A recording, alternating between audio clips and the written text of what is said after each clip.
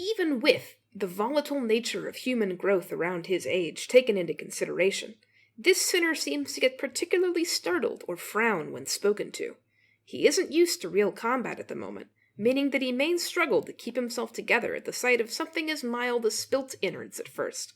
As there may be those with violent tendencies among your crew, we recommend taking an approach focused on positive reinforcement with this sinner. He appears to possess a murderous gaze that he himself isn't aware of. This is a hopeful sign that he has the potential to grow into an expert of our company's profession with the right stimuli.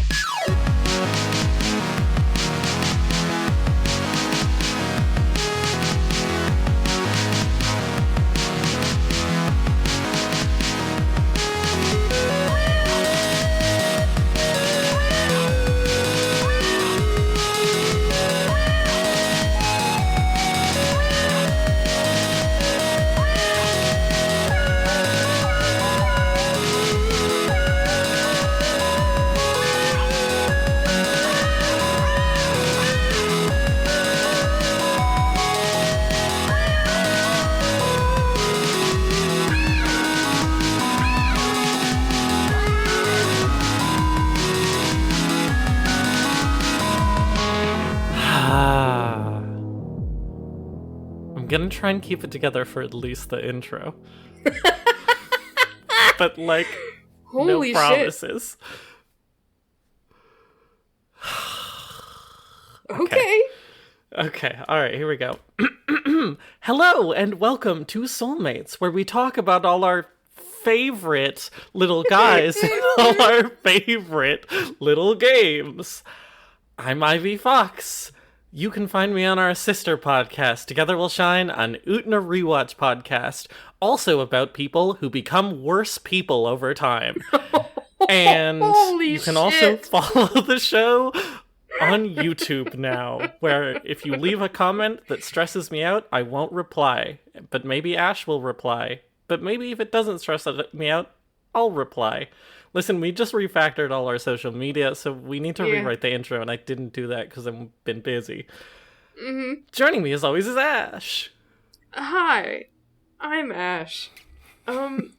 So, like,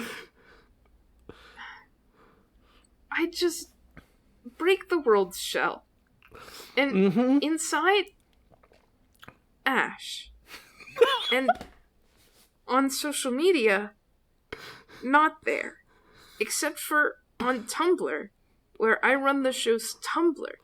soul-mates-podcast.tumblr.com.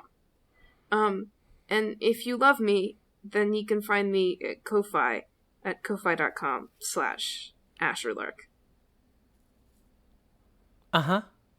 Wait, so should I start introducing my Ko-Fi, or is that... Okay, you can also support the show. I don't write down what I do in my intro. I just sort of wing it every time. You can support the show at, ko-fi.com/ivyfoxart. Well, I'm just trying to figure out what because I like, but then it's also good that the supporting the show is the last thing that's said, but it's... Anyway, our theme is by Sueños Electrónicos, you can find on Bandcamp, and our cover art is by Rygarden, who you can find on Instagram. This season, we're talking about Limbus Company, a mix of mostly cute, appealing mercenaries. A blend of cute, appealing mercenaries with exciting RPG brawls. I think that was my copy. I don't have that written down. I meant to write this down, and then I didn't do it. So, I guess I'm just sort of like a bad person, like some of the people we might be talking about on this show today. Anyway, this season we're talking about Limbus Company. Hi, Ash, how you doing? I like how you said that you would try to keep it together, obviously lying. Like, I heard you rehearsing those jokes just outside of Mike. Uh-huh. Hi. Hey. Listen. I'm listening. Sinclair? Sinclair? Are we actually going to talk about milk? We are. Okay, great. I like that you can see, you can follow along with the show at limbuscompany.wiki.gg/wiki/Sinclair. That's Sinclair. Good job. And also we have to do wiki.gg now because the fandom wiki got vandalized. Yeah. And then we had to change all the links in the show notes. So sorry to everyone who you're welcome. Sorry to everyone, and by this I mean Kit, who listens to our Limbus Company episodes and then was like, this wiki page is just like just calls her a mommy? Like, I'm not sure what is going on here. And I was like, oh, well, my bad. Truly, the fandom wiki loss was so great. Not because it was like a good or well-maintained wiki, but oh my god, just because we lost Void Dream versus Dreaming Electric Sheep argument, and wiki.gg doesn't have comment boxes, so we can't recreate it. We can't even recreate it. Oh my god. Immediately going off the rails in every way. Hey people, if you're on the Limbus Company right now, if you go to the Limbus Company fandom wiki, and then go to the Dreaming Electric Sheep wiki, and just read the comments, you're welcome. Just read the comments. We think about this all the time. You can use the Tumblr Asks feature to talk to me about that comment exchange in the Dreaming Electric Sheep wiki page, because I need to talk to someone about it who isn't Ivy. No one understands. Yeah, please use the Tumblr Asks feature to tell us your opinion on whether or not Dreaming Electric Sheep is an aberration of Void Dream. Please make your ask as long as possible. Thank you. And also, can you submit the asks like 2 weeks apart, responding to a previous post? Thanks. I need like immediate replies though. Oh my god. Wait, I need to turn off my AC. Ash, entertain the people. I don't want to edit this. Entertain the people while I turn off my AC.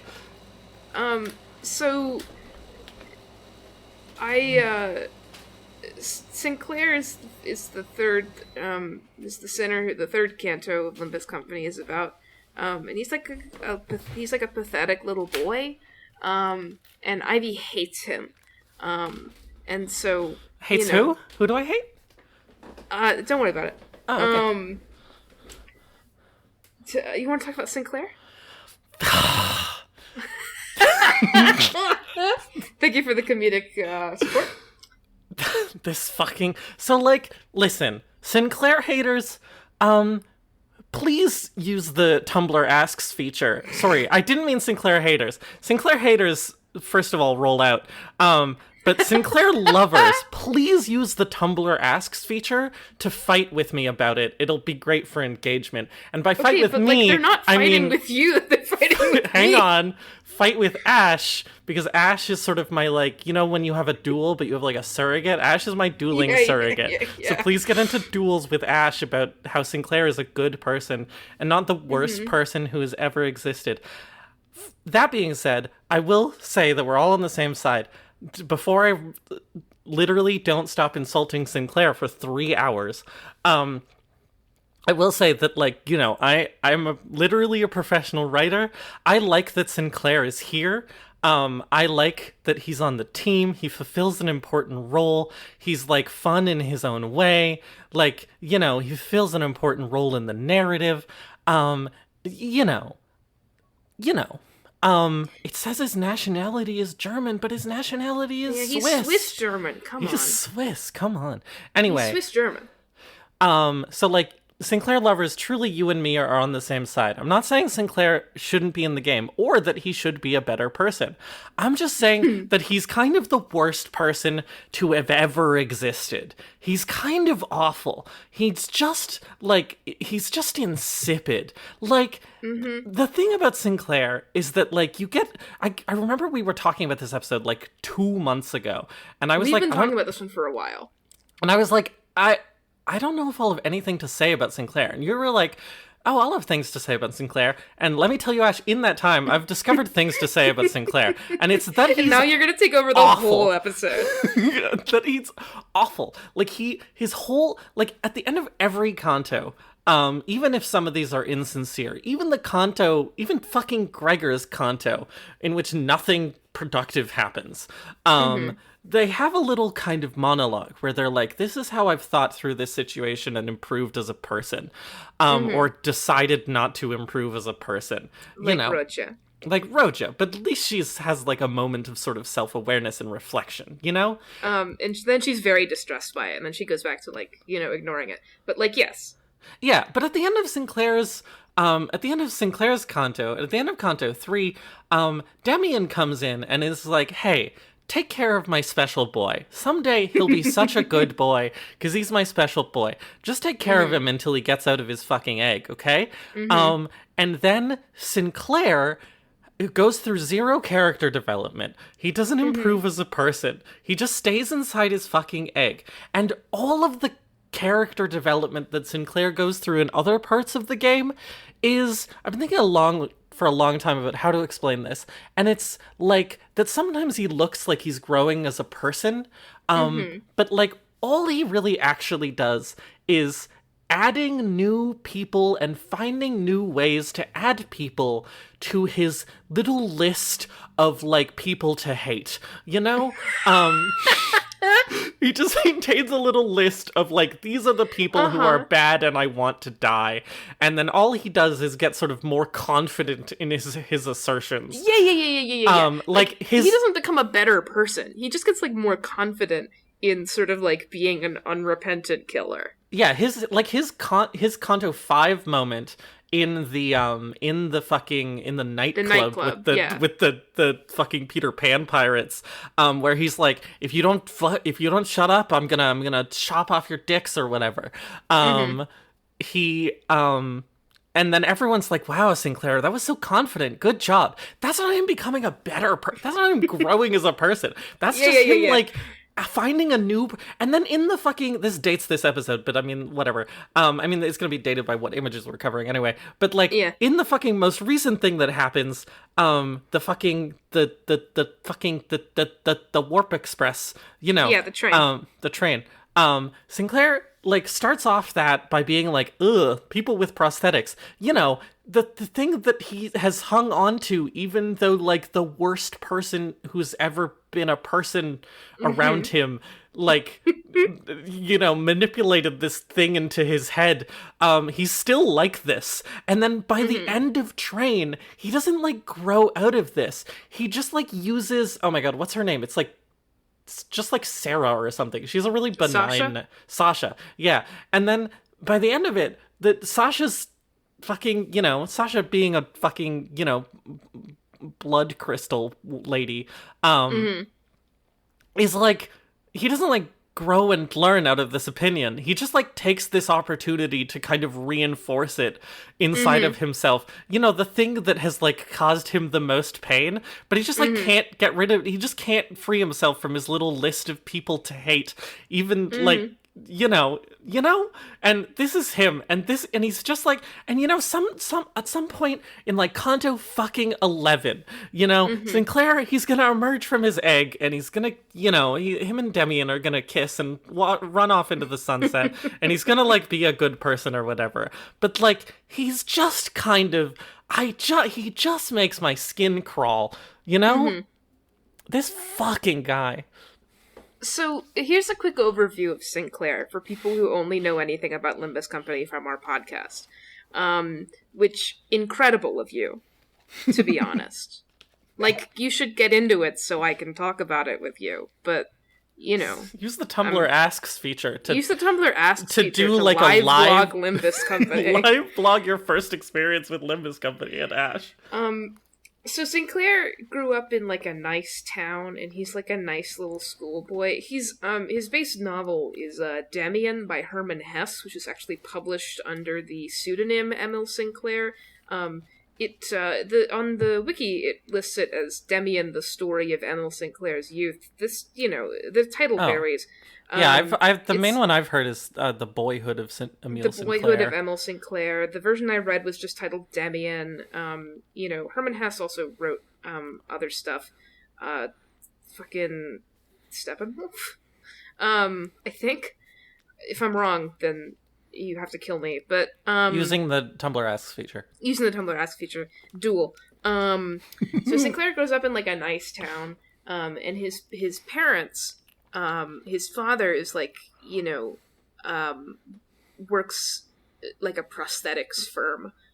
He makes prosthetics for, like, because it's the city, not like for disabled people to have and to use, but just like to replace parts of your body with better parts of your body. Yeah, it's sometimes for disabled people, like oh my god, what's his name? Guy in the short stories that got canceled. Distortion Detective. Yes. The main guy. He like distinctly loses an arm. Moses. Moses distinctly loses an arm. Yeah, Moses loses an arm and gets a prosthetic. But Dante's clock head is a prosthetic. And Sinclair's whole arc is like, we go and learn about his trauma, and he's being tormented by a woman who the internet loves, and we'll get to that. He's being tormented by the milk woman, and the milk woman is like, prosthetics are evil. Prosthetics are heresy. People with prosthetics, everyone needs to die. Ivy cannot calm down, but I'm going to keep going. And Sinclair's dirty little secret is that he, he wants to be a good boy so bad, but he's not. He's like, I don't want to get a prosthetic body, but my parents are going to force me to. And Cromer is like, you think Cromer is the milk woman, is like, you think it's dirty, don't you? And he's like, yeah. And so then she convinces him to give her the basement key to his house, and there's a whole thing. Anyway, this ends up with Cromer killing his whole family, tormented by the milk woman. And then during the canto, the milk woman reappears. Sinclair goes into a fit of, impotent rage the entire time. Crazy levels of, kind of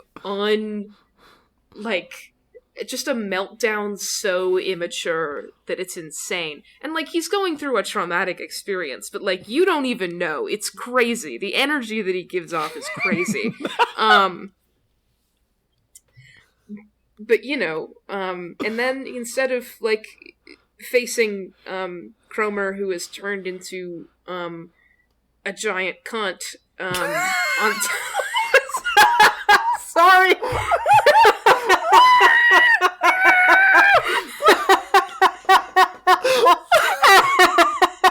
I was like, should I say this? And then I was like, how else do I describe it?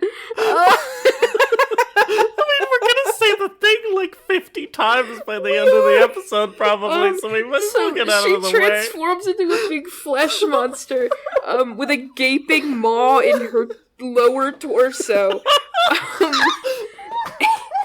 And instead of, managing to kill her on top of this pile of bodies that melts your flesh like acid, his fruity little crush comes in and kills her instead. And that's what Sinclair is all about. The problem with Sinclair, for me, for real, we each get to have our monologue at the start of this episode, and then we, start during the podcast, is that I read every Limbus Company fanfiction. Why did that set you off? I'm just kind of, my blood pressure is spiking so much, I'm just kind of freaking out. You just have to deal with me, I'm sorry. Great. Feral children. But I read every Limbus Company fanfiction. Well, most of them. I don't read any of the ex-reader ones, the ones that have, OCs in them, or most of the ones that refer to Dante as a man. 50% of Limbus Company fanfiction is about Sinclair and Cromer. And, like, this is because he's a little boy. He's, like, 20. That shit happened, like, a year and a half ago. Like, in real time. So much shit has happened since then. It's not even a particularly long Kanto. It's still mostly Cromer posting. And, like, it's because he's a little boy, and everyone loves, you know, like, woobifying little teenage boys. And, you know, that's fine. The problem is that, like, everyone is so obsessed with Cromer that they end up writing, like, earnest fanfiction which is just, like, torture porn of Sinclair that kind of ends up agreeing with the fantasy ableist woman who is meant to, like, parallel the Night of Shattered Glass. And it's, like, insane.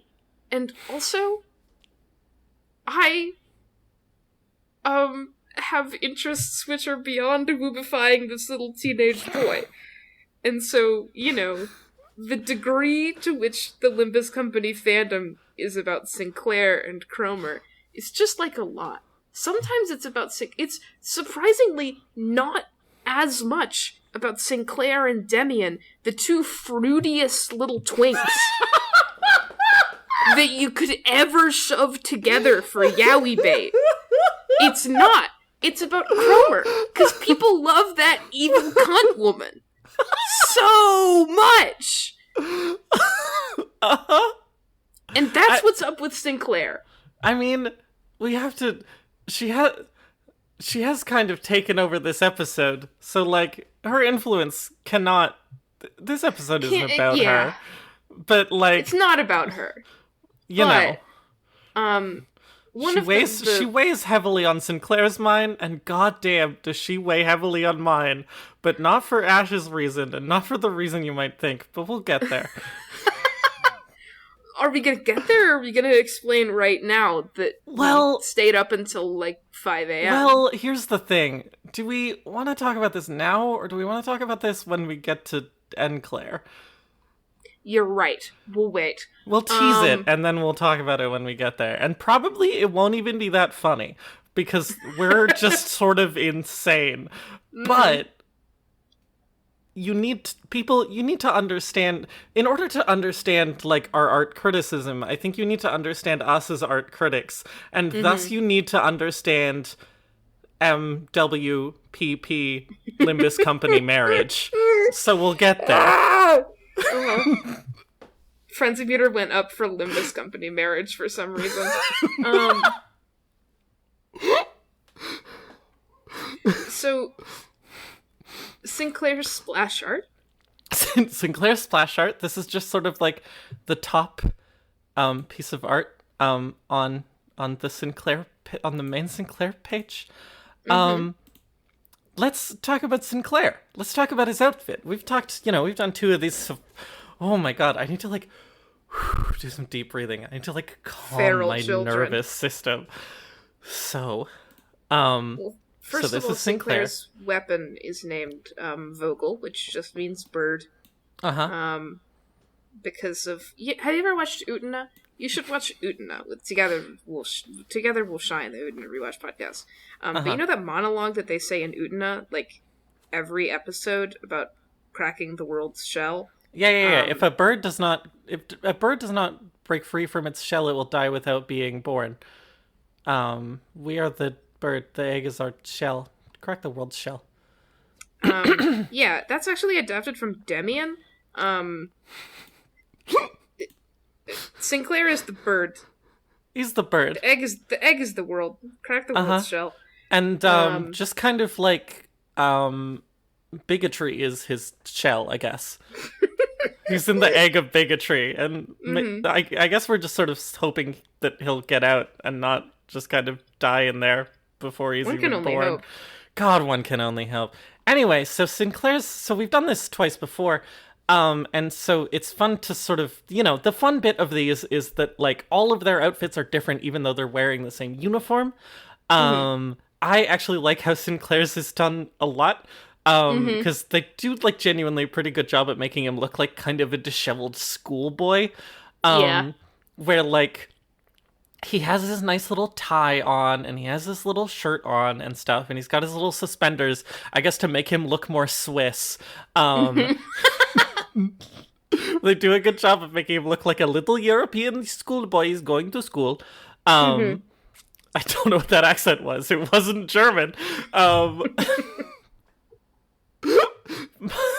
But also you can see on his name tag that it says Emil. He's like one of two characters. No, Heathcliff doesn't even have the last name Earnshaw. Yeah, really. that's true. He's like the only character who has a first name. Gregor Samsa. Did they call him Gregor Samsa? I guess not in Limbus Company. Yeah, Sinclair's like the only character that like is ever like has first name last name anywhere. Everyone else is just in the mononyms. game. Yeah, I suppose. And so you can see his little name tag, which he's wearing sort of like clipped sort of perfectly on, says Emil. But there's also all these details that I really like. Sorry if I'm talking too much. I don't know why I'm apologizing. I'm just kind of like in a mood. I don't know. Okay. But you can see all of there's sort of all these little details. Like his collar kind of looks like shit. Like his collar is just like way too high and like kind of disheveled, and like his like shirt is kind of ruffled in a way that like not everyone's is, honestly. Like let me just go look at even like Ryoshu. Yeah, Ryoshu's shirt is like fairly well. Like Don Quixote's shirt is like perfectly pressed, and Ryoshu's is like decently pressed. But like his just like kind of looks like shit. Like it's just kind of like wrinkled and ruffled, and it's like pillowing at the hips. And his jacket looks like it's just too big for him. Like look at how big these sleeves are. So this is So this is what I like about him, is he just kind of looks like he's like wearing the uniform properly, but he just looks like shit. Yeah, it's my favorite things about Sinclair's uniform is the number on his like breast pocket on his jacket is you can see this is like hard to read because when I first read it I was like, is that 8 in brackets? Like what's happening? So it's number 10, but the 0 is crossed out and replaced with another 1, which is a fun little detail. Because Dante is sinner number 10, but like, I don't know, at some point it just like got messed up. And they changed him to sinner 11. Not sure why. Well, you go. Oh, I was gonna say, this is because Dante is the woman from the Dieci Association. So Dante had to be sinner 10 for Dieci. For Italian reasons.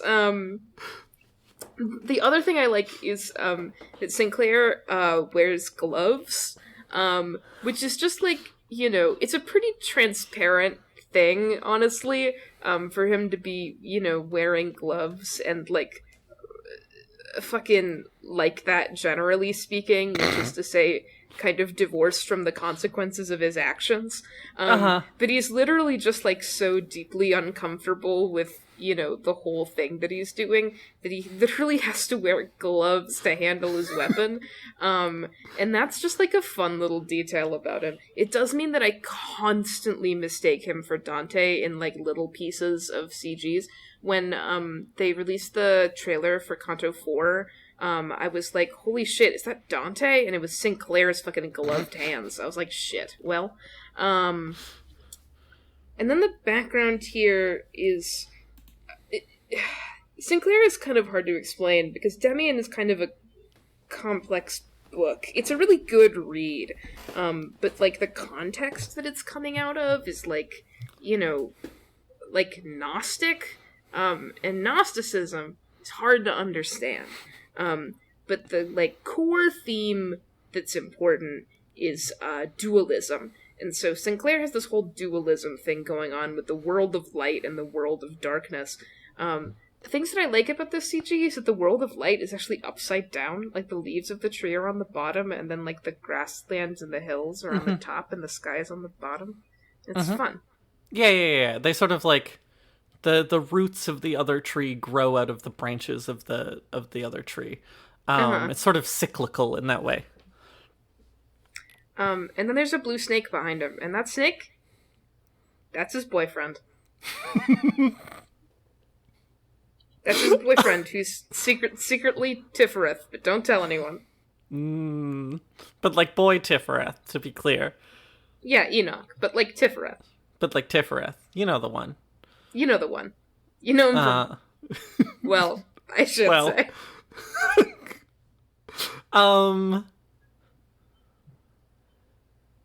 How... Okay, this is all true. I like that the fruit of understanding is growing. I mean, it's growing like on the branches of the World of Darkness tree. Again, I know less about this than you do. Yeah. Which is, like, makes sense because it's the World of Darkness and it's the Apple of Temptation, but it is still notably growing, like, it is still symmetrical in the image, which means it is still notably growing at the roots of the Tree of Light. How do you feel about the fact that he's sort of, that they've, like, desaturated half of Sinclair? How do you feel about really this? I actually don't like that they put a filter over him. Okay, I'm glad you agree because I hate this. Every time I see his little portrait of default Sinclair, I'm like, why do you look like shit? Yeah, this is like when you pick Limbus Company Sinner Sinclair, you see this image. No one else has this kind of visual distortion. It's fucked up. I don't know why they do this to him. And well, I mean, I do know why they do this to him, but it kind of looks like shit. It kind of looks like shit. Yeah. I don't know. I don't have a ton to say about this background. Have you read Demian, Ivy?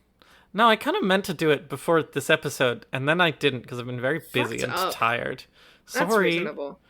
But it's fucked up. I meant to read at least the first third of Demian, and then I didn't. Yeah. Sorry. Important context. Conso 3 covers the first third of Demian, which is why it's, like, Cromer, not actually an important character in Demian. the like purpose that Cromer serves in Demian is to be Sinclair's bully for a little bit, and then Demian comes along and is like, hey, he literally says, hey, you want me to kill that guy? And Sinclair is like, what? And he's like, haha, just kidding, but like not really. And then, Demian frees him from his bully, and then we go on with the rest of the book, in which, Sinclair, like, gets out of school and then becomes kind of a bar-hopping, like, drunkard. That's the last 2/3 of Demian. It's a good time. But, like, part of the reason why the tree of the fruit of understanding is growing on the branches of the Tree of Darkness is because Demian is a Cainist. And, he's like, well, actually Cain from Cain and Abel was right, and the mark of Cain is actually kind of the mark of strong people. It's the mark which God bestows upon Cain in order to get people to, like, leave him alone. And, so he has this kind of, like, dualist perspective and this Cainist perspective. And so he's like, you have to set foot in the world of darkness in order to gain a full understanding. And Sinclair is like, oh, I don't want to, because I'm a good boy. The thing which makes Sinclair step into the world of darkness in the novel is not, like, he kills somebody. It's like, Cromer makes him steal apples from a tree. And he's like, my family home, which once felt so warm, now I was bogged down with shame. And this is like, Demian is actually a great book. I'm making fun of Sinclair because it's fun to make fun of Sinclair. But it's, it's kind of like Herman Hesse, not, as far as anyone can tell, a queer man. But Demian is kind of like a quintessential piece of queer literature because it's kind of like quintessentially about, like, Catholic homosexual guilt. And so, like, the real kind of implicit thing that makes Sinclair step into the world of darkness is he starts falling in love with this boy. So, that's the, like, real context. But on a surface level, it's like, oh, I stole an apple. And I think this is hilarious. Uh-huh. One thing that one last question mark thing that I like / find, I mean, we can stay here forever if you want. You want to sit on this image forever? We can do that. We can do whatever you want. It's your podcast. It is. One thing I like / just am interested in thinking about, is the fact that, like, his halberd is pointing towards the world of light, you know? Mm-hmm. And that is, like, one could interpret that as, like, this is the direction that he's going. It's pointed down also. So it's pointed towards the branches. So up, question mark? Yeah.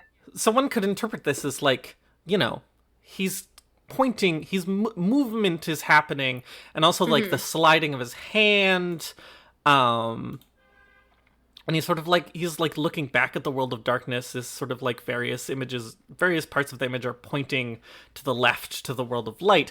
And you can interpret this as, like, him breaking out of the egg and, like, moving into the world of light.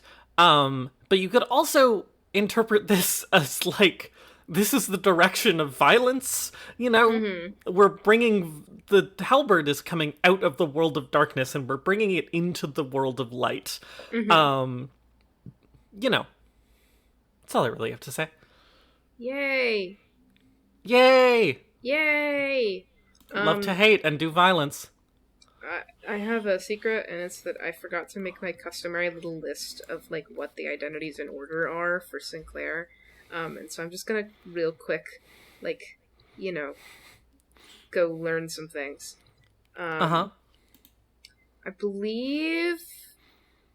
Well, Sinclair definitely starts out... Where's my list of Season 0 identities? Listen. I'm normal. I can be normal.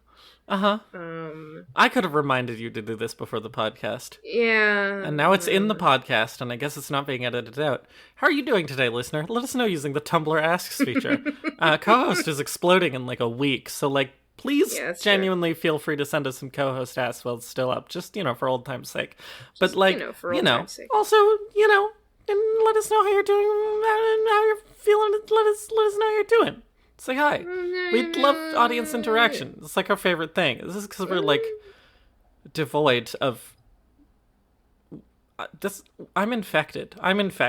That's all I have to say. Did you figure it out yet? Or should do I need to keep stalling? Let's go to Zwei Association South Section 6, Sinclair. Zwei Association South Section 6, Sinclair. Sinclair? It's so... Every time I look at this image, it's so hard to talk about Sinclair. Listen, this is... Okay. Sinclair is very cute in this image. He's overshadowed by the fact that Don Quixote is there and is being extremely cute. You know how it is with spaghetti. You know how it is with spaghetti. So Sinclair's got these big round glasses on. That's his main, like, charm point. He's wearing a little turtleneck sweater. It's, like, grayish blue. And then he's got a big, green trench coat on. And I guess just jeans. And he's looking nervous. He's real cute. He's got a bead of sweat running down the side of his face. He's got his hand held up to his... So this is the Zwei Association thing where they're, like, they're in plain clothes because they're undercover defending their target. And then on the far left, in this, like, fucking picturesque Germanic village that all the Zwei Association things are, that we're always like, where is this? What in the city is this nice? A guy who I know where he's very explicitly as VIP. The story behind this, I think, is that they're doing a training session, which is why the guy is labeled VIP. I remember this from the uptie. The story here is that they're both new recruits and they're doing a training session. And so they have, like, a very clearly labeled VIP that they have to take care of. And this is, one can imagine that this is a staged, the VIP getting in trouble. Because the Zwei Association are all bodyguards. And I agree. Sinclair here is cute. He's got his hand up to his like ear, like like he's talking on an earpiece. Mm-hmm. But Or I just like like he's that, rubbing the back of his neck, like, oh, I buddy. like that his glasses kind of look like they're too big for his face. Like they don't look like they're sliding off. But if you sort of like in the world of light within your mind, if you sort Mm-hmm. of like rotate this image, these are huge round glasses. These glasses are enormous. Okay, Which but like like, this isn't the most important thing. The most okay. important thing is that Don Quixote is on the right. Don She's Quixote got like she's is got this nice whitish beige collared shirt, and a sweater vest that's dark brown. She's got high waisted plaid pants with a belt. these They're high-waisted adorable. plaid pants go And then so this beige hard. cardigan, and she's got like a little like sweet coffee drink in her hands. It's got Yeah, covered in she's- whipped cream, and she's got little whipped cream on her cheek, and she's pointing like, ah, look there! And she's got this orange like newsboy like flat cap that's covered in all of her little pieces of Fixer merchandise, and so she just like owns. She just like completely owns this image. My favorite thing about this Don Quixote is that like, well, first of all, the high-waisted plaid pants go insane. This is such a God. good sort of like soft butch Don Quixote. She's Yeah, just like absolutely. really owning it. The little thing on her face, like the fact that her hair is like still kind of everywhere and looks like shit, even though she's wearing a hat. I love that she has Fixer merch for like random associations and offices, even though Yeah. she's literally part of an association. Like, She's just girl, like that. this is not. They would. The Liu Association with their branded frat boy sweaters would not let this fly. But, like, this is the quintessential... Okay, here's the thing. Is that Don Quixote is, like, an adult woman. She's small, but she's, like, an adult woman. We'll get there. Sinclair is genuinely, like, 20. And so... but despite that, I have some, like, reservations about how much people like to lump the two of them together as, like, the little kids.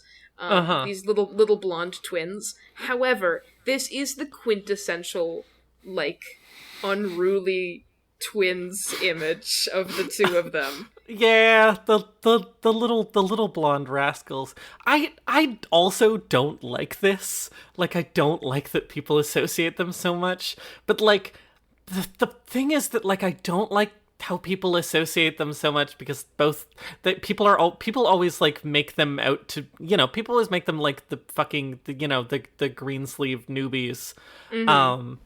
And that's just like, but they have a much more, the problem is that they have a much more interesting sort of dynamic to them than that absolutely. ever will capture, which is just like Sinclair being like the most, I don't want to do anything that will make me uncomfortable, and Don Quixote being like, oh my god, it's a chance to do something uncomfortable. And that's what this image is. Like, I think the overall composition of this image is weird. I think there's just massive block on the left of like a different scene. It makes it feel like a diptych in a weird way. A little bit, yeah. Like this is a two-paneled yeah, this piece is of a artwork. two-paneled comic, which like, it's fine if I look at it like that, but if I had to put this on my wall, I'd be like, this is weird. But I will say that like the composition and the posing of Don Quixote and Sinclair is awesome. It's like, perfect. Don Quixote like leaning forward, Sinclair leaning back into the wall, and like everything about Sinclair is moving to the right away from the action. He's their like arms interlinked is so good. It's the like so differences of like, the like Don Quixote is all, even they're both wearing muted color schemes, but Don Quixote is like so much brighter than he is. Like, and they specifically like blends link. in and Yeah. The world of darkness and the world of light. Truly they kind of And- are. you know? And like it's just like really good. Everything about like their poses and how they interlink and how they like contrast, like the fact that Sinclair's like hand that is not doing the interlinking is like doing like a work thing, and Don Quixote's hand is sort of like up and like behind his head, and Don Quixote's is like out and like has like a big bright thing, and like Here's a treat. it's just really good. It's just really good. Yeah. And then also this like separate side panel of this VIP getting bumped is fine. Yeah. This is when you just see this in game with just Sinclair's face, it still looks really, really great. It's just it's a good piece of artwork. And then you switch the art, and it looks like shit. So that's not fair. Have you ever considered, Ash, that like if only we could be forever naive and pure? You ever think about this? If only we could be, if only we could lead painless futures. Here's Sinclair. This is, like, the most diagonalitis pilled image of all time, somehow. It's, like, literally the entire scene is tilted 45 degrees. But he's, like, really blue lit. They're in the warehouse that, like, or the parking garage or whatever that the other part of the Zwei story tends to take place in. He's, like, facing down a guy with a knife and a guy with a sword with his, like, paralyzing baton. You know how it is. And he's got his big coat on and his like protective vest, and he's just changed totally into uniform. He's got all his pieces of armor. But the thing is that like this always happens with the Zwei images. It's just so much more boring. It's so boring. They have such a good opportunity to make them fight in plain clothes. But and they don't. And they don't do this. And I get it, because like me, Library of Ruina and the Zwei Association have a quote-unquote iconic outfit. IMO, the Zwei, of all the associations in Ruina, the Zwei Association is the most boring looking.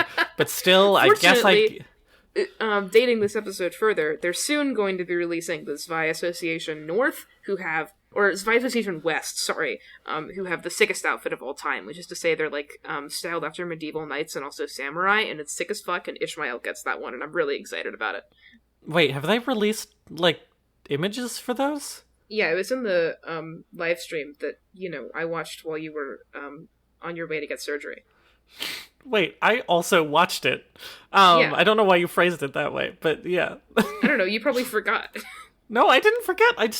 I thought they only showed generic guys. I didn't think they did show generic guys, but you know that it's going to be Ishmael because they said the same person who gets the new Bygone Days ego is the person who gets that one. Oh, well, there we go.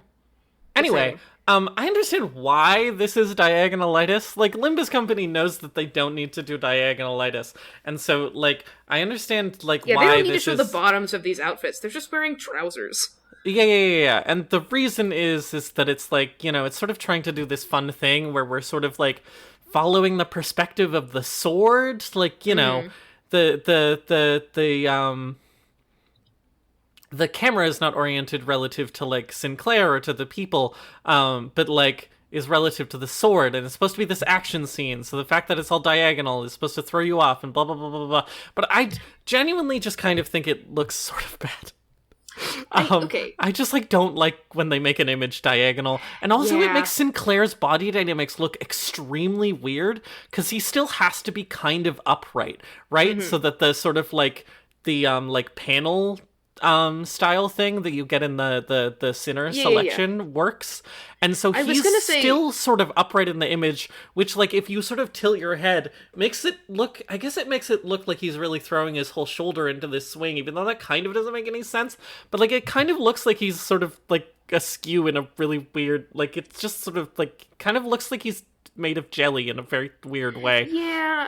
Things that I do like about this image is that whenever they actually tilt the faces, it means they have to tilt the panels so that the faces show upright in the panels. It's my least favorite thing in the whole wide world. And this one doesn't do that. And so when you look at just the panel of this, it actually looks fine. And also, this is a pretty good Sinclair face for, like, kind of, like... It has it's an indescribable Sinclair energy. Of, like, being a little coward, but also being willing to kill people. And not in, like, a brave and courageous way, but, like, you know, killing people like a loser. He's got that on lock in this image. But, like, generally speaking, also, you know, the Zwei Association, in Limbus Company, use these paralyzing sticks and batons a lot of the time, which is insane, because, you know, in Library of Ruina, they use Zweihanders. That's the whole joke. Also, and the fact that they didn't give him a sword is just, like, fucked up. I guess he's a trainee, but also, like, it's the city. You can just kill people. It's fine. You can just kill people. Like, it's not that big a deal. It's like, you know, I think there are probably parts of this image I like. Sorry. Mm-hmm. Probably. But I also think that this image is sort of full of a lot of garbage. Like, the reason why diagonalitis, a concept that appeared in the Great Gotcha World Tour, one of the things we did over the summer, the reason why diagonalitis happens there is so that they can, like, they can have a horizontal orientation image, but fill it as much as possible with the portrait of a person, right? And that's, like, not what's happening here. Hang on, I'm gonna, like, actually do my research and, like, oh yeah, if you look at the first image and then look at this image, Sinclair is tiny in this image. He's so small in the frame. Like, he really for is. a piece of art that is about, like, a character and their body and stuff, he's so small in the frame. And the rest of the panel is not full of, like, as much as I'm, like, we feel, you know, sort of mediocre about this kind of, like, you know, the VIP taking a hit panel, at least it is, like, an interesting element. The most of this frame is just kind of full of garbage. Like, there's the whole, like, top left, like, 20% of the image is just this guy's coat. And I'm just like, it just, like, doesn't, he's so small, and he's not small for good reasons, you know? He's not surrounded by interesting things. Like, we can see the fight in the background, but there's not, like, a recognizable character there or stuff. And it's all very gray, and it's just like, you know? Like, he's so, I feel like if you zoom in on this, you can do, I'm doing this manually with, like, the Chrome zoom feature. And just get it so that the bottom of the sword just, like, runs along basically the bottom of the frame, and then we just have, like, this guy's knife on the left, and he fills, like, a reasonable amount of the frame. The image looks so much better, and is more dynamic, and, like, has all this, you know, it has, like, stuff that's, like, implied but out of frame. Yeah, if you just, like, cut off Sinclair below the knee, basically. Yeah, just cut off Sinclair below the knee and then keep the aspect ratio from there. It just, if you like, just cut off Sinclair below the knee, generally speaking. just, like, generally speaking, then, like, if only we could be forever naive and pure, you know? I'm infected. I'm infected. I'm infected. I found a sunny spot to curl into a ball, and that's what I did all day before this episode in anticipation. Spinning out the silk from my head to toe. Inside the warm cocoon, I dream to be like you. Cut off from the knee down. Cut off from the knee down. But anyway, you know what I mean? Like, there's just so much space and so much garbage in this scene, and I'm just like, when I do this zoom in thing, and he's filling more of this scene, I'm like, okay, I don't hate this. I think this, like, hip twist is, like, a little bit much for swinging, like, a pretty small weapon. But I'm like, I genuinely don't hate his posing. And, like, you know, if you can see his fucking hands, you can see this sort of, like, Sinclair mannerism of he's clearly, like, clenching this weapon very tightly because he's sort of freaked out. But you just can't, the full image just, like, doesn't do it. Yet it's still not the best thing ever, and the full image doesn't do it justice. And I'm like, well, and, you know, he's out of his fun plainclothes outfit, and I'm just like, well, come on. It's all very disappointing. The next one, which I prepared in anticipation this time, is Blade lineage Salsu Sinclair. Oh, here. I found it. Yay! This is Blade lineage Salsu Sinclair. He's from the There he Blade is. lineage. It's a syndicate. Instead of being a part of a Fixer Association, he's a criminal now. He's got like But a in the black city, jumpsuit. what's the difference? What's the difference? Anyway, sorry, continue. He's got like a black jumpsuit. He's wearing there's a name for this thing that he's wearing. But I can't remember what it is right now, so I guess I'll say it later. And he's just got like, black pants and bandages on his arms. He's got a sword at his hip. He's sitting on some Japanese style, walls. Wall. Yeah. Are you talking about the robe that he's got draped over his shoulders? Yes. Yes. I also don't remember what this is called. Great. I'm gonna Kit, find out real quick, but let us know using the Tumblr Asks feature. I'm gonna tell you. He's wearing a jikdo. A jikdo. Well, he's wearing a jikdo. Fuck, nope, it's a dopo robe. Dopo robe. A jikdo is his sword. Dopo robe. Dopo robe. Dopo robe.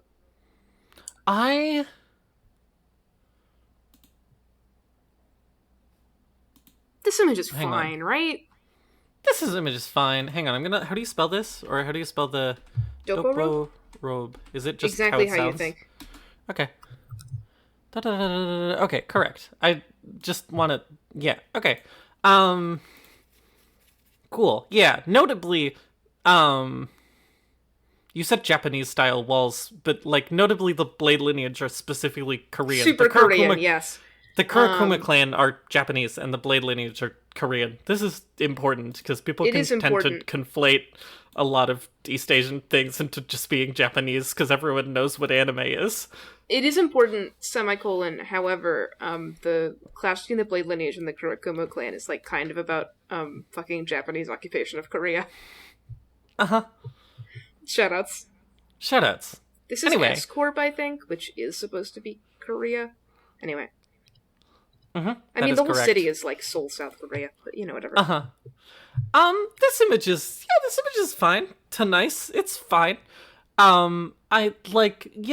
He's sort of, he's not, there's nothing that, nothing super interesting is happening here, but I like the sort of, interplay between, listen, on the left, you've sort of got the world of darkness. And the right is on the world of light. With this sort of maze of walls. I like this sort of, maze structure. He's deep in his thoughts, and so there's this sort of, twisty, kind of, difficult to perceive. See, this background I don't think is full of garbage, even though it is just kind of buildings, because it sort of, feels like it has more purpose. It's awesome. It looks nice. This sort of just snaking walls, and then on the right is the world of light, where there's a light.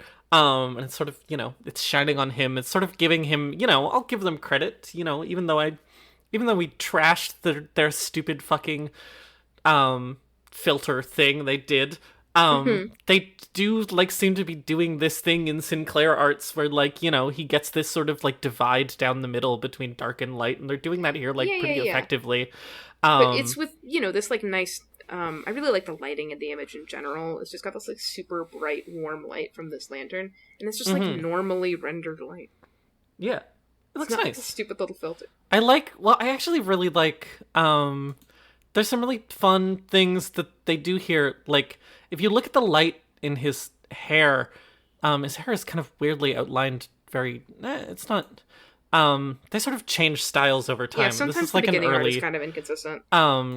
But, if you look at the light in his hair, and also the light in his bandages, there is sort of this sense of these two things being, translucent, and even though it's, kind of subtle, because it's not, it's not, a highly detailed, there's this sort of sense of, specular scattering, these things are translucent, and they sort of, hold the light inside of them, specifically on the hair and the bandages, and it's nice. It's good. It's good. I'm not Sinclair himself here is not especially compelling. He's just kind of He's just kind of worried. He's just kind of sad and on a wall, and I'm there.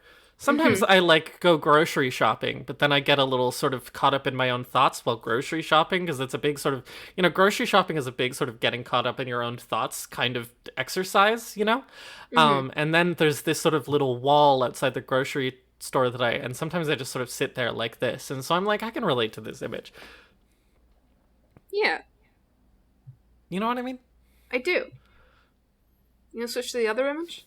Yeah, let's switch to the other image. I, don't know if I've ever looked at this image. I completely forget what it is. Really? I have this Sinclair, so, I think I also have... I just haven't... Anyway, there he is. That's fair. This is, Blade Lineage Solstice Sinclair's upside art. The robe is closed now. He's got this red tassel earring that you can see on the right ear. I did that one effortlessly. Thank you. Wow, look at you. On the right ear, that you can actually see in this image. You couldn't see in the first one. He's also got this, the white and red tassels on, his belt. And I genuinely think this, image is sick as fuck. Yeah. The rim lighting is, really well executed with the super bright moon behind him. These, specks of dust in the air are awesome. The way that the, light shining off of his sword, divides the image is fucking great. All of these, figures also that are, lit in the background kind of do fade away into the background, in a way that I quite appreciate. It's just, I don't know. It's he's not super brightly colored in this image, something I actually like. I think something that, is the reason why people connect Sinclair and Don Quixote all the time is because Don Quixote has bright blonde hair, and, Sinclair is also blonde, but he's, got, paler hair. And so I like it when they color Sinclair a little bit less, to kind of emphasize that. You can see he's got his, he doesn't have his gloves on in the first image, but he does have them on in this image, and he's also got them on, weirdly under his bandages. Yeah, that or they're just kind of, above the wrist gloves, which is fair. No.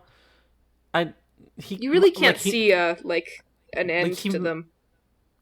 Yeah, but you can't really see an end to the bandages either, which makes me be fair. Are the gloves on over the bandages and they're just sort of small gloves? Yeah, that's fair. Who can say? I think the gloves should, only cover his fingers, honestly. No. Anyway, this image, kicks ass. It's, for an early piece of art, I think they should have used this one in marketing way more, honestly. The marketing that they did with the, first couple of identities that were released for this game is, fine, but they totally should have used this art more, because it is super cool. Yeah, it kicks ass. I really it's got this image is composed in these sort of really fun kind of, triangles. Yeah. It's made up of this set of triangles that it's weirdly geometric. The way the people are arranged, and the people in front, and the buildings, and I really like how the horizontal light of the horizontal line of the sheen of the sword sort of creates that clear dividing line, but also this smaller diagonal light line follows the action lines of his robes. Yeah, it points down to where his robe is going and where his tassels are going. I feel like he has a really there's something things I enjoy is when games that have these two pieces of connected art when they're actually connected, and the difference between his expression in this and his expression in the first one is relatively subtle, but this one so strongly has the first one is him really deep in his thoughts, and this one so strongly has the energy of he just doesn't care anymore. Yeah, fully this facial, he's just his killer. Yeah. His sword is bright and his hair is lit, but his eyes are just dark. Super dark. His eyes are just dark and shadowed, and it like, and like gray. Like he could be dead. Like and you he just can like see doesn't care. You can see in this Vi Association art, and I think in the previous art, that he does have like pretty bright yellow eyes. They're just super dark here. Yeah. Things that I like really subtly about this image as a piece of art, that red tassel that he's got on his belt, as it like, leaves the boundaries of his robe and goes into the rim lighting, you can see it like, it becomes kind of translucent with the pale light, which is fucking good. It's so good. Just like a nice little detail in the rendering. And then I think the thing which is just really good about this image and makes it really good instinctively, it's not just that it's drawn super well, but that all of the details of the environment really can't catch your eye for too long because you're so drawn to that bright light in the top center of the image and Sinclair's face. You're always on Sinclair's face. You can't look away for too long. You get drawn back into the center by everything. Yeah. Even, like, the two most standout parts of the background is, like, this guy with the knife and this guy with the... I forget what this weapon is called, but the big sort of club staff. And those just point you back to Sinclair. Like, it's all about him, baby. I also I feel like I don't have the sort of art tech to talk about this, but I love how comprehensible this image is, even though, like... it has, like, two colors and everything else is gray. And it, like, doesn't... especially on Sinclair himself, there's not that much, like, value range. Like, he's pretty dark throughout, like, except on the rim lighting. And yet, like, this like, image overall and his outfit are really, really easy to comprehend. It's just done really well. It's just, like, it's good. It's good. It's very good. You kind of like... yeah. I almost said he looks hot. And I'm like, well, I don't personally feel that way. But this is like... it kind of does. He kind of looks hot. This is a hot look for Sinclair. Thank God. Finally. The kid catches a break. Thank God. Thank God. The next one? The next one. It is, Los Mariachis' Jeff Sinclair. Okay. Wow, never mind. I just want to preface this one by saying that I have a Twitter mutual who is very insistent that Sinclair is absolutely a trans woman, and if there was ever a piece of art that made Sinclair look like a budding femme, it's this.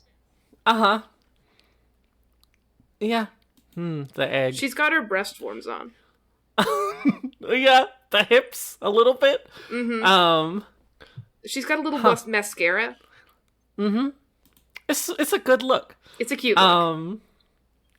The world of light and world of darkness in this image, frankly, is the super lit walkway that Sinclair is on. Back to calling him a man. Sorry. I have to, Sorry, Ash's Twitter mutual. Sorry, Ferris. And the, car pagodas in the back. That's the world of light and the world of darkness, baby. Also, the light and the darkness of the sombrero. Wait, like, where is he? He's at the casino. But is this just like a really... right, hang on, but stay with me. Is this just like a really, like, weird and elaborate, like, balcony? Like, what is this structure that he's on? Not even Maybe a little bit. I got not supposed to think about it, but I'm just don't think about it. I'm thinking about it, and I, like, because he's outside, right? Mm-hmm. But he's obviously in the casino because he's casino staff, so asterisk. Who knows how that fucking casino works? Mm-hmm. But, like, and, this is sort of like a well-maintained, brightly lit structure, but so it's outside, but is this like the fire escape? Why does it go so far out from the building? Like, is it the fire escape? Good question. Is he on the damn fire escape? Why didn't the sinners just go up the fire escape? So true. Um, little details about this, like, way that this is drawn that really compel me. The, super dark shadows of the arms. This is a very, like, inconsistent art style at the beginning thing, but, like, look at that right hand. Like, goddamn, though. It's, like, a totally different art style than you usually see. It's kind of crazy. The hand that's on the right of the image, it's the left hand.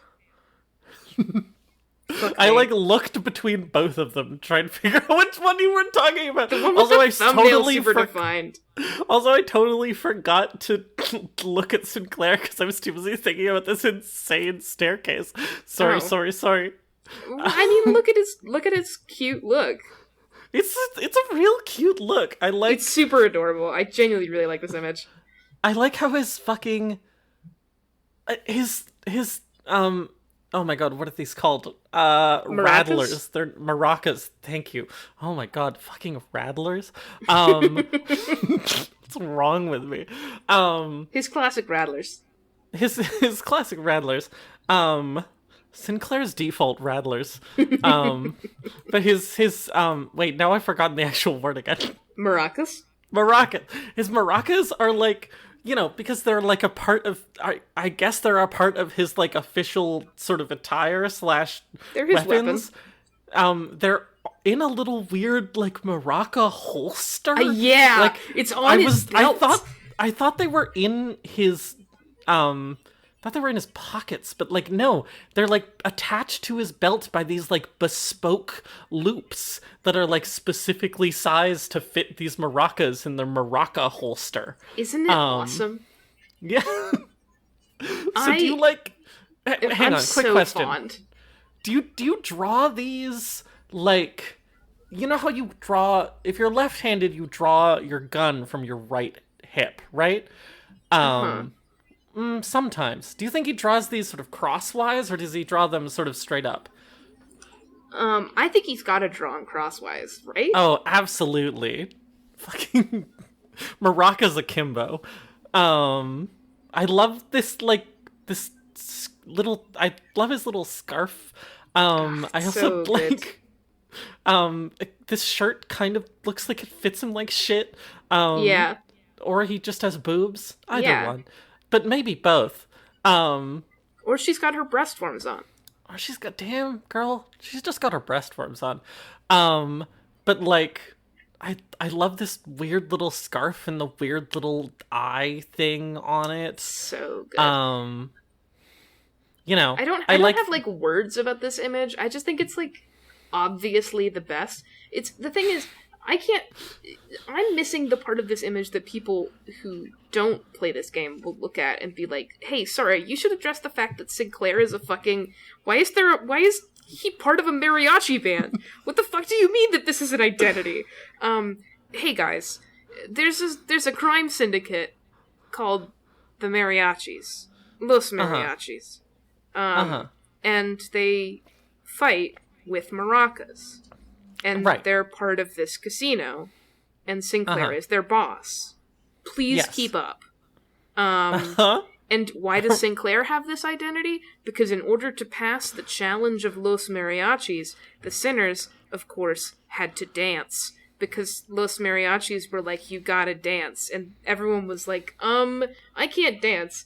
And Sinclair was like, I don't know, I'll try. And then that sensitive white boy, you know...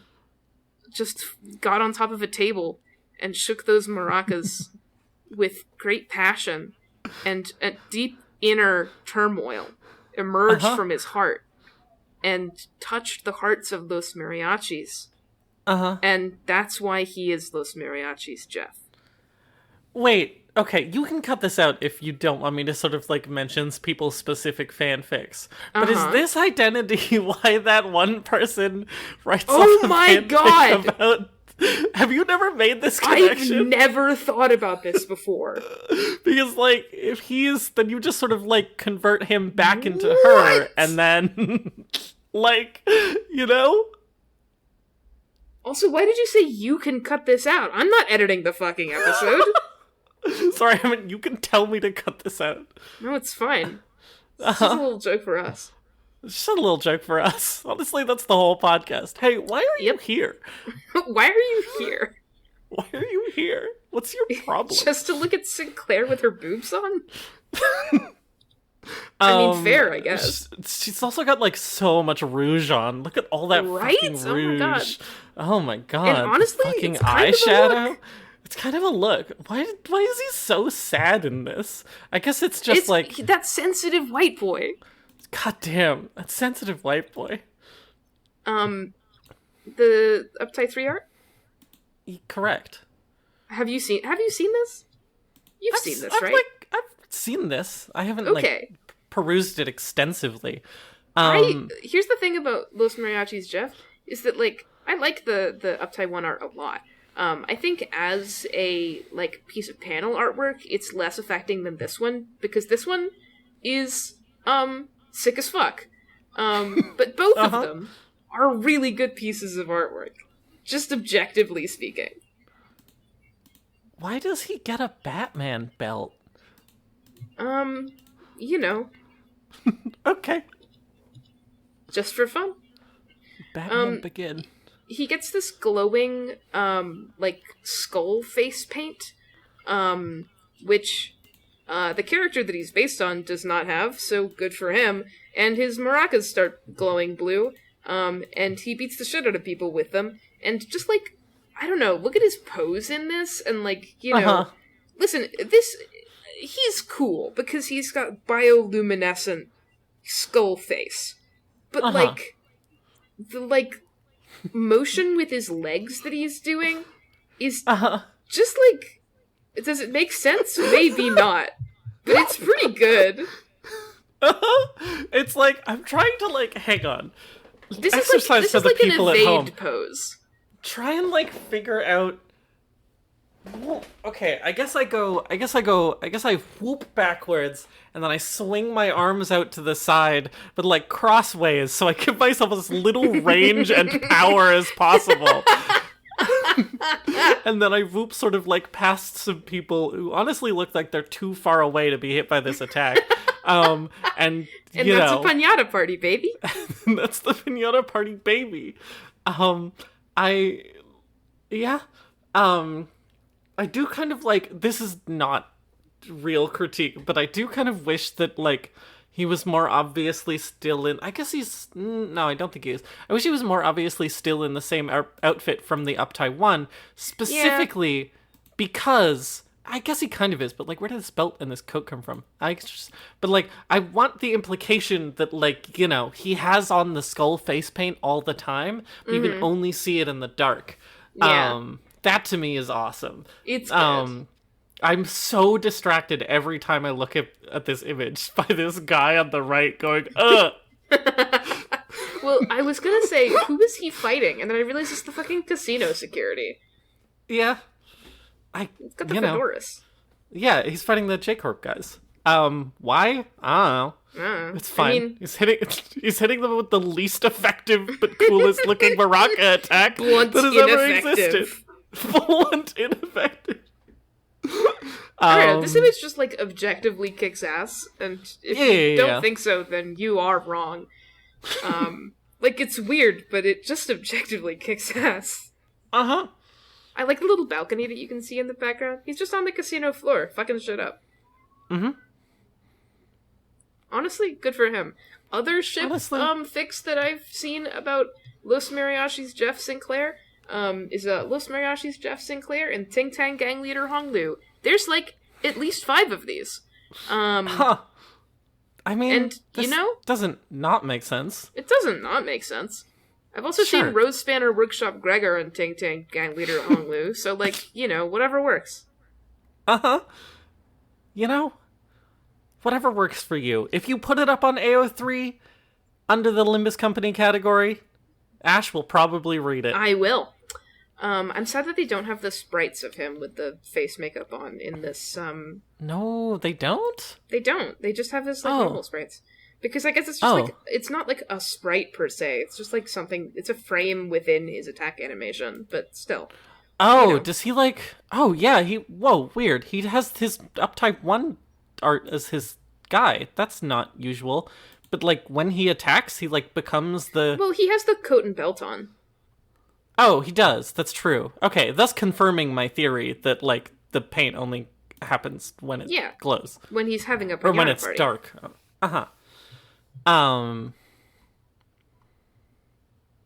Are we ready? Should we take a break first?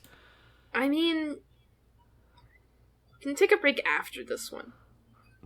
We need to talk about the one who shall grip Sinclair.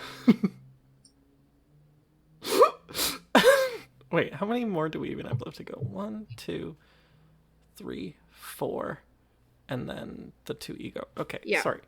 Okay, hang on. Just give me a second to, like... I'm standing up. I'm doing some stretches. Mm-hmm. Okay.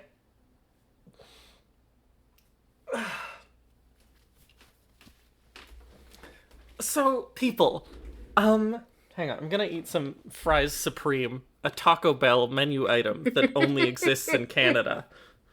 Americans get fucked. It's not very good, but... Yeah. So it goes. Okay. So one thing you have to understand about sort of the world is that on a film set, there's a particular role called the best boy.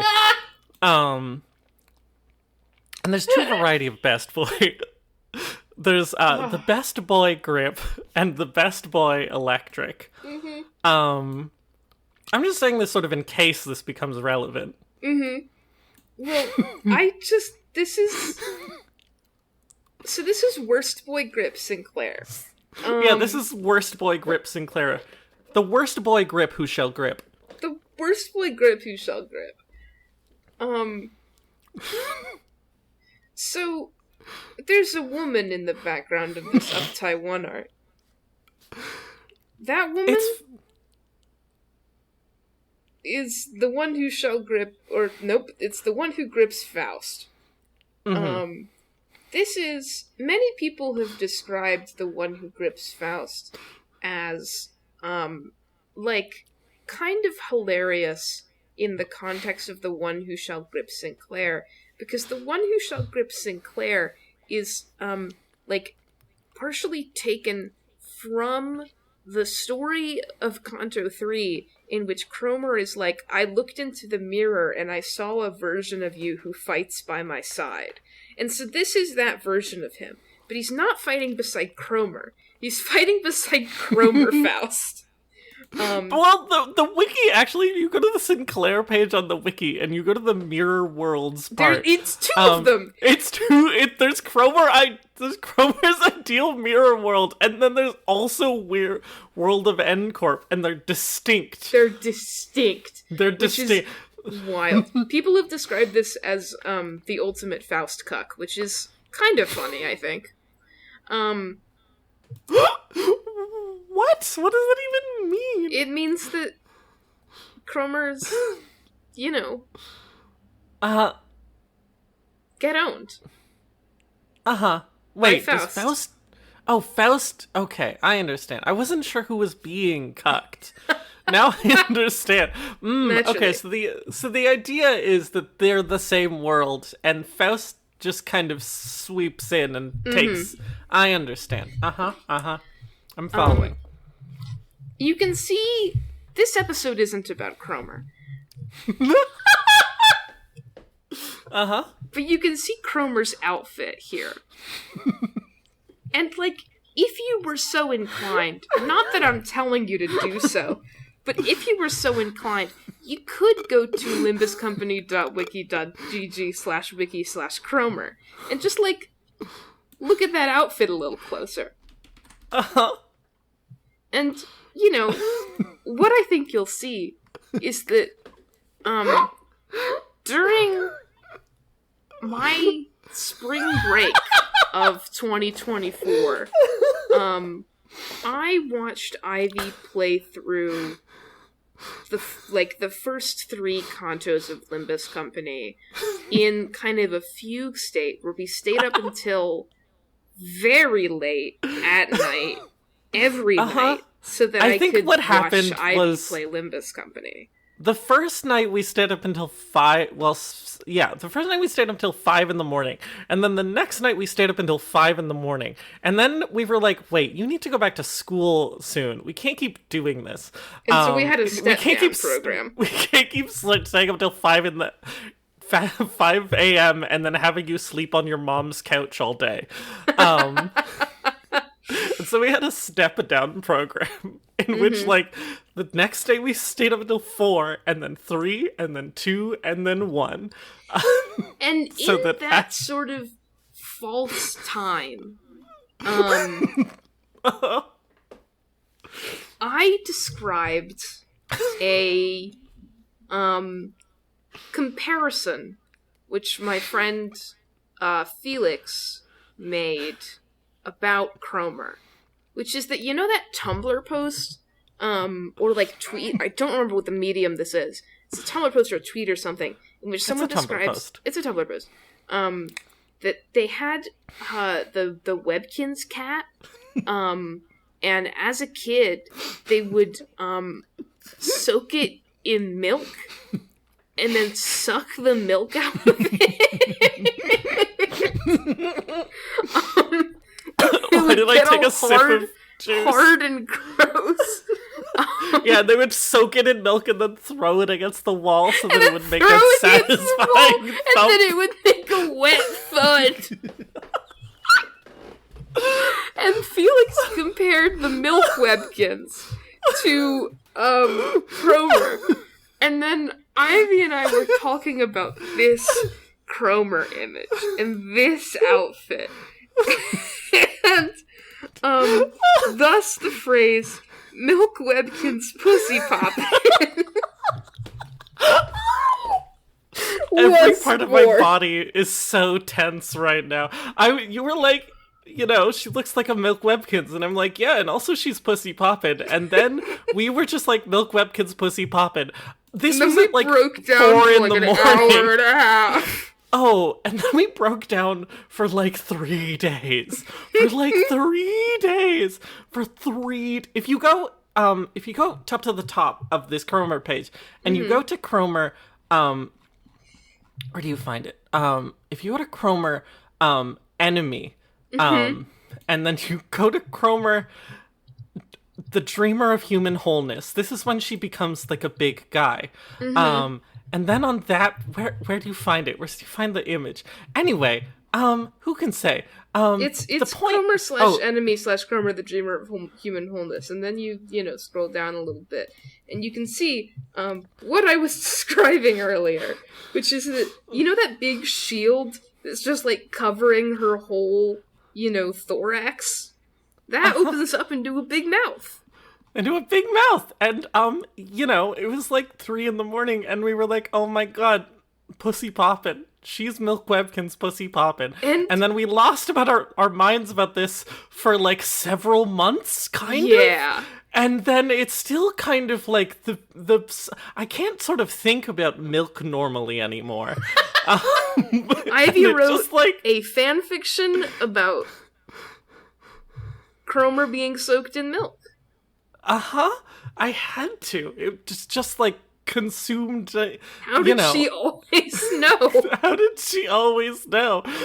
There was a huge joke in this about like why is she wearing this like weirdly like skin tight, even though like gambeson, and it's because she's an appreciator of the human form. That was one. And it was just like we just kind of went insane over Cromer, but not like because we thought she was like hot or compelling. Just this is what I meant when I was. This is what I meant when in the Roja episode, when I was like, we're insane about Cromer, but not like that. Not like it's that. It's just because, like, in our, like, fucking, this, like, bizarre spring break in which Ash, like, didn't really do anything except watch me play Limbus Company, really, and I was just kind of having a terrible time, but, like, extremely immersed in this. We just sort of like anyway, so this is sort of like a key detail of like our friendship in case you were curious. It's important to know. Oh, the Pussy Pop version is just at the bottom of the Cromer page I in see. gallery assets. The Pussy You Pop can also version. you can also see her being owned by Demian. Good for her.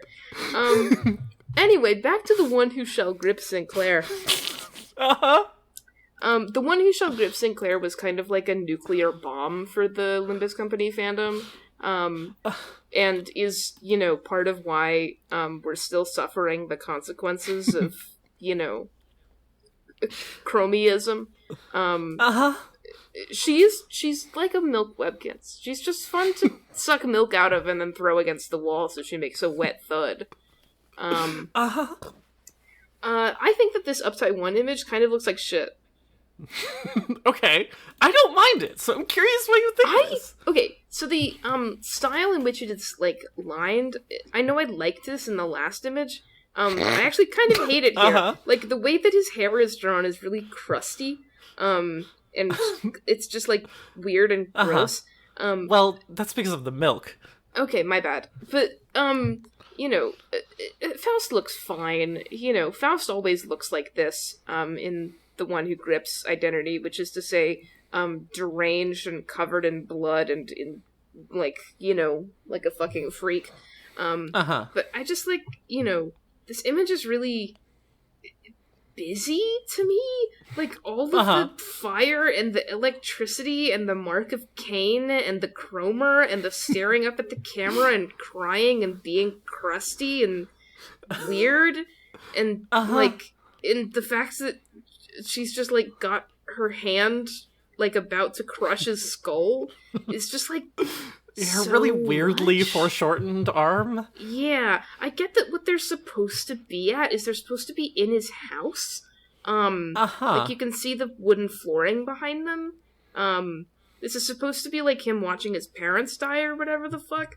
But maybe it's, like, I wasn't into Castlevania Roja for some of the same reasons. Maybe I'm just not into when they look, like, actually completely deranged. It's just, like, not it for me.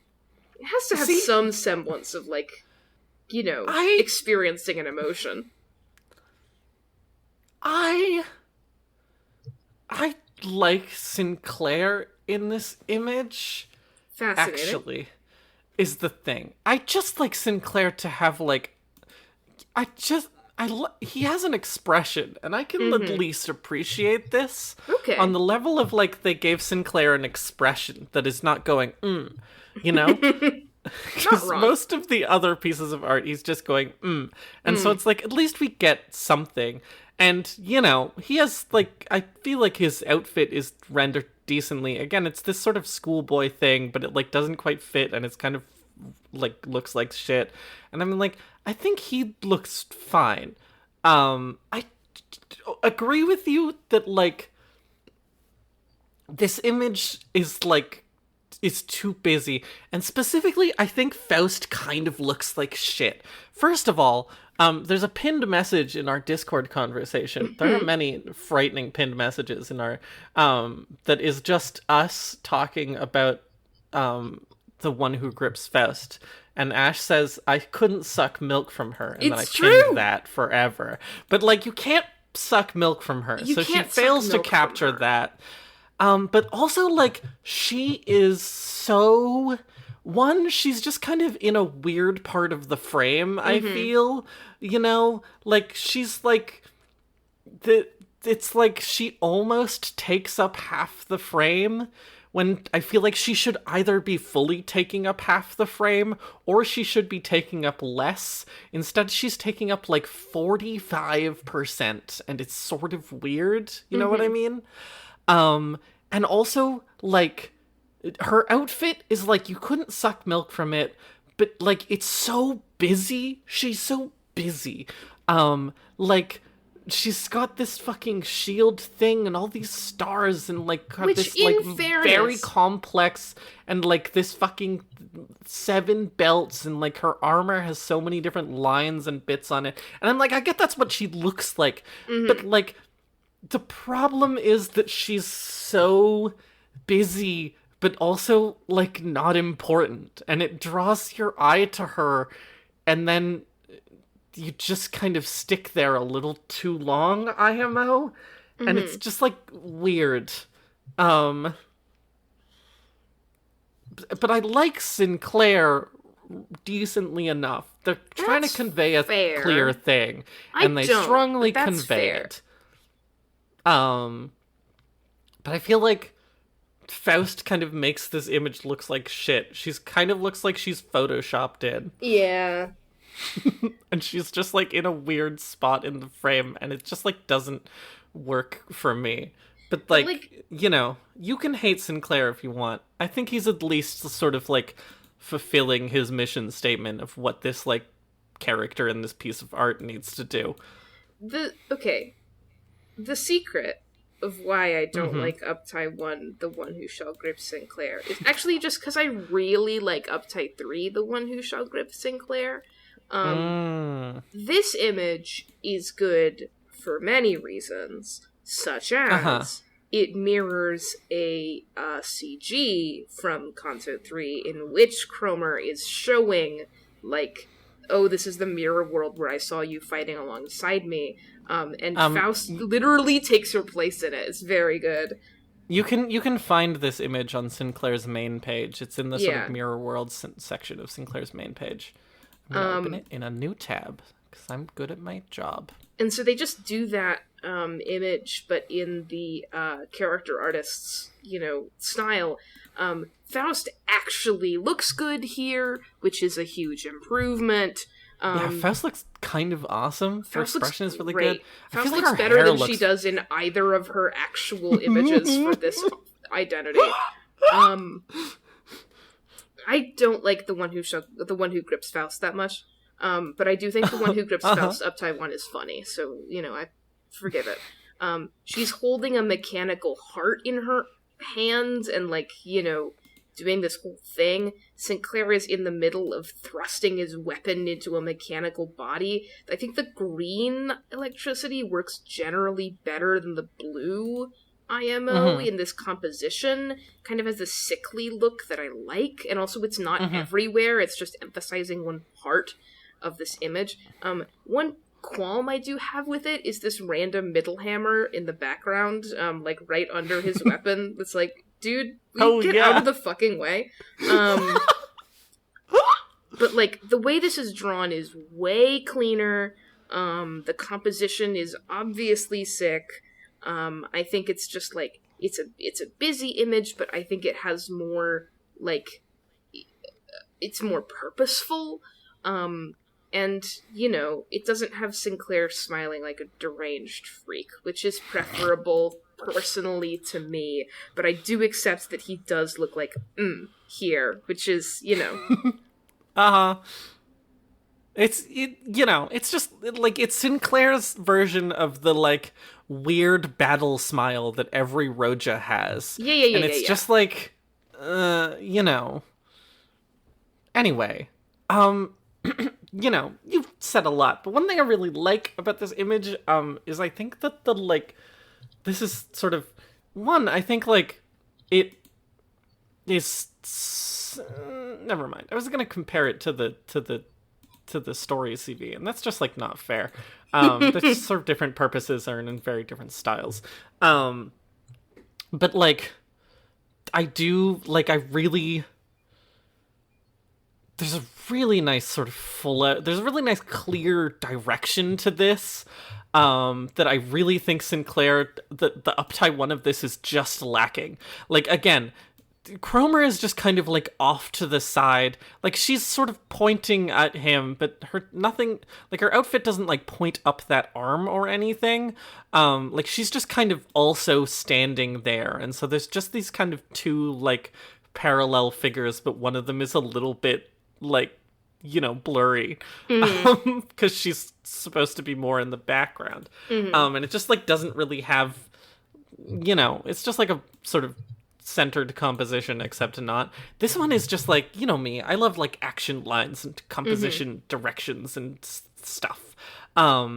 This is stuff that I really get fixated on because I'm a storyteller. I look at how they're telling stories and things, and this has so much everything just points up left, everything you know, everything points up left. You look at Sinclair. His eyes are pointing at the halberd. The halberd's pointing up left. And then you look at this metal heart, and you follow it back down to Faust's eyes, which are pointing along that same diagonal back to Sinclair. And it's got this really nice loop that, like, you know, tells a little story within the image, like, really compactly and nicely. I love the contrast between his, like, you know, this is basically a coincidence because these are just these characters' eye color, but like the kind of like intense, like burning orange of his eyes and fucking the like cold but like bright blue of Faust's look really good together. I also think the blood in this image looks kind of awesome.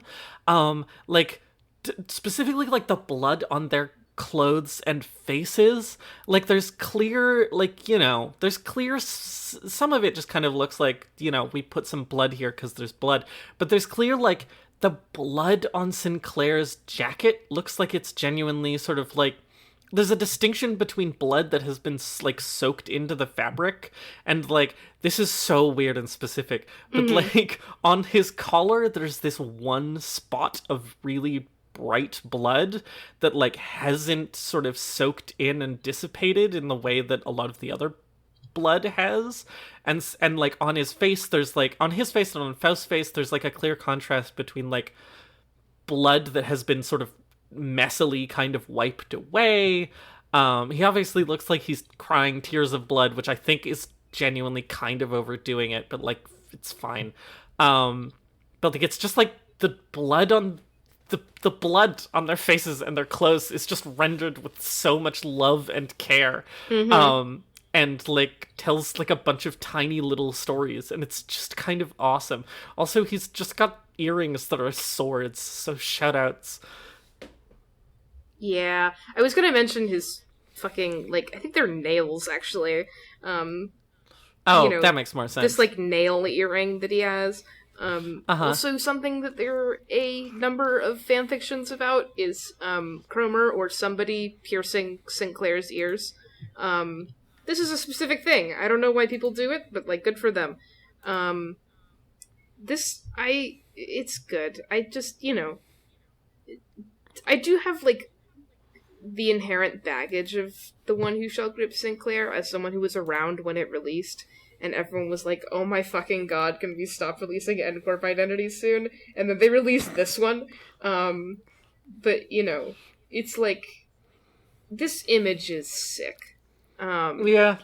And despite the damage this has done to the Limbus Company AO3 tag, I forgive it.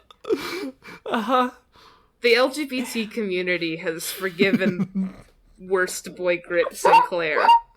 Oh, the worst boy grip who will grip.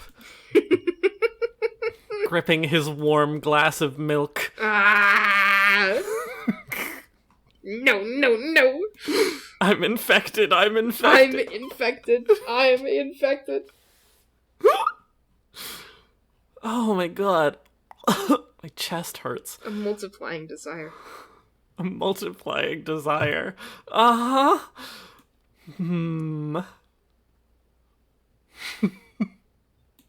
Webkin's pussy poppin'. Milk Webkin's pussy poppin'. Now the people know. Now they know. I need to go lie down for 5 minutes. Yeah. Let's take a 5-minute break. Alright. 단테 씨, 기억이 없다면 후회도 없으시겠네요? 어쩌면 무례한 말일지도 모르지만 부러워요. 오롯이 지금만 볼 수 있는 거잖아요. 빠라빠라빠라빠라빠. 빠따빠따빠따빠따빠. Yes? That's all I've really got to say. It's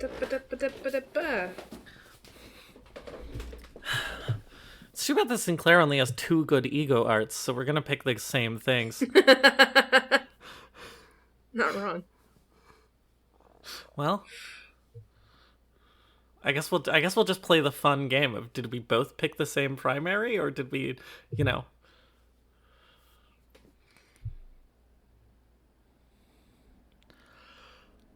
Okay. How are we Welcome doing? back. Are we ready to keep going? I don't know if that... Are we back? We're back. So you making a...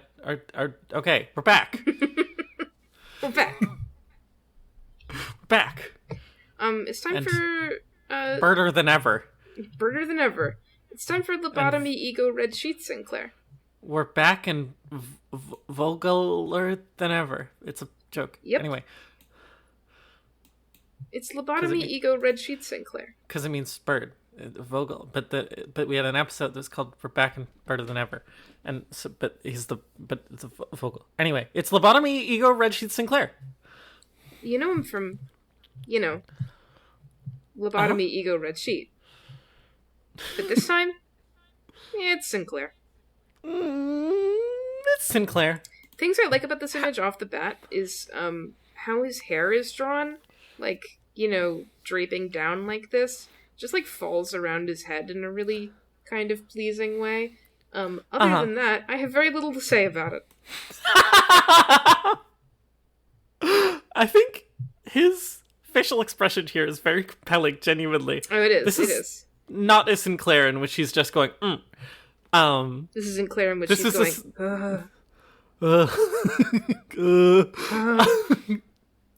This is crusty piece of sourdough bread, Sinclair. When I eat a crusty piece of sourdough bread, I go,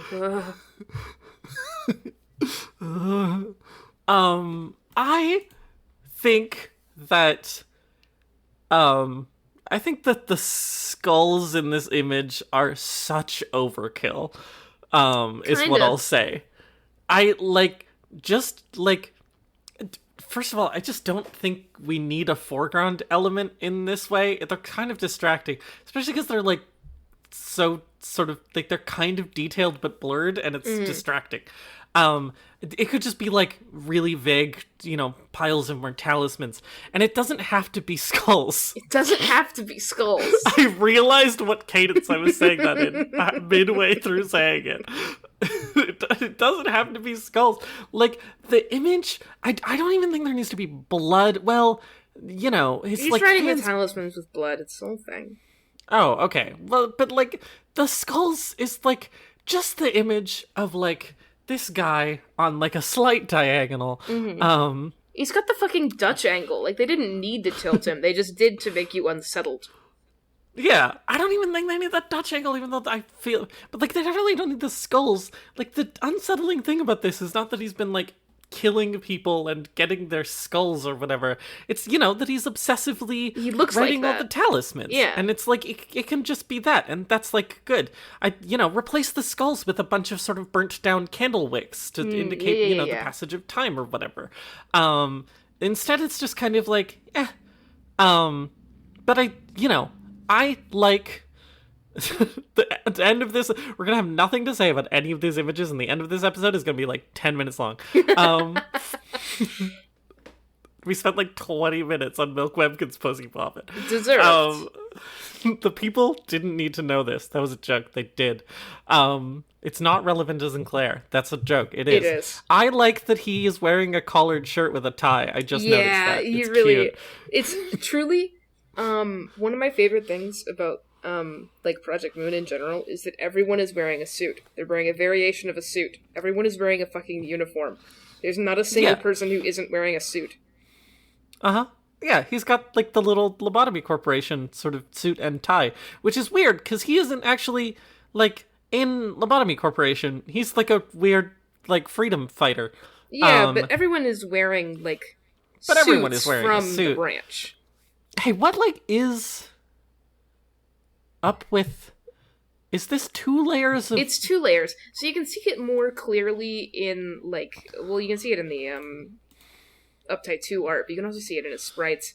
This is one of the things that bothers me about this image, is I think this tie being there is really funny, and his collar being there is really funny. But, like, the actual composition of this outfit is incomprehensible from this, like, still. Okay. Because it's got a cutout, and so that's an underlayer, that is, like, the, shirt on this side that has got this, like, sleeveless.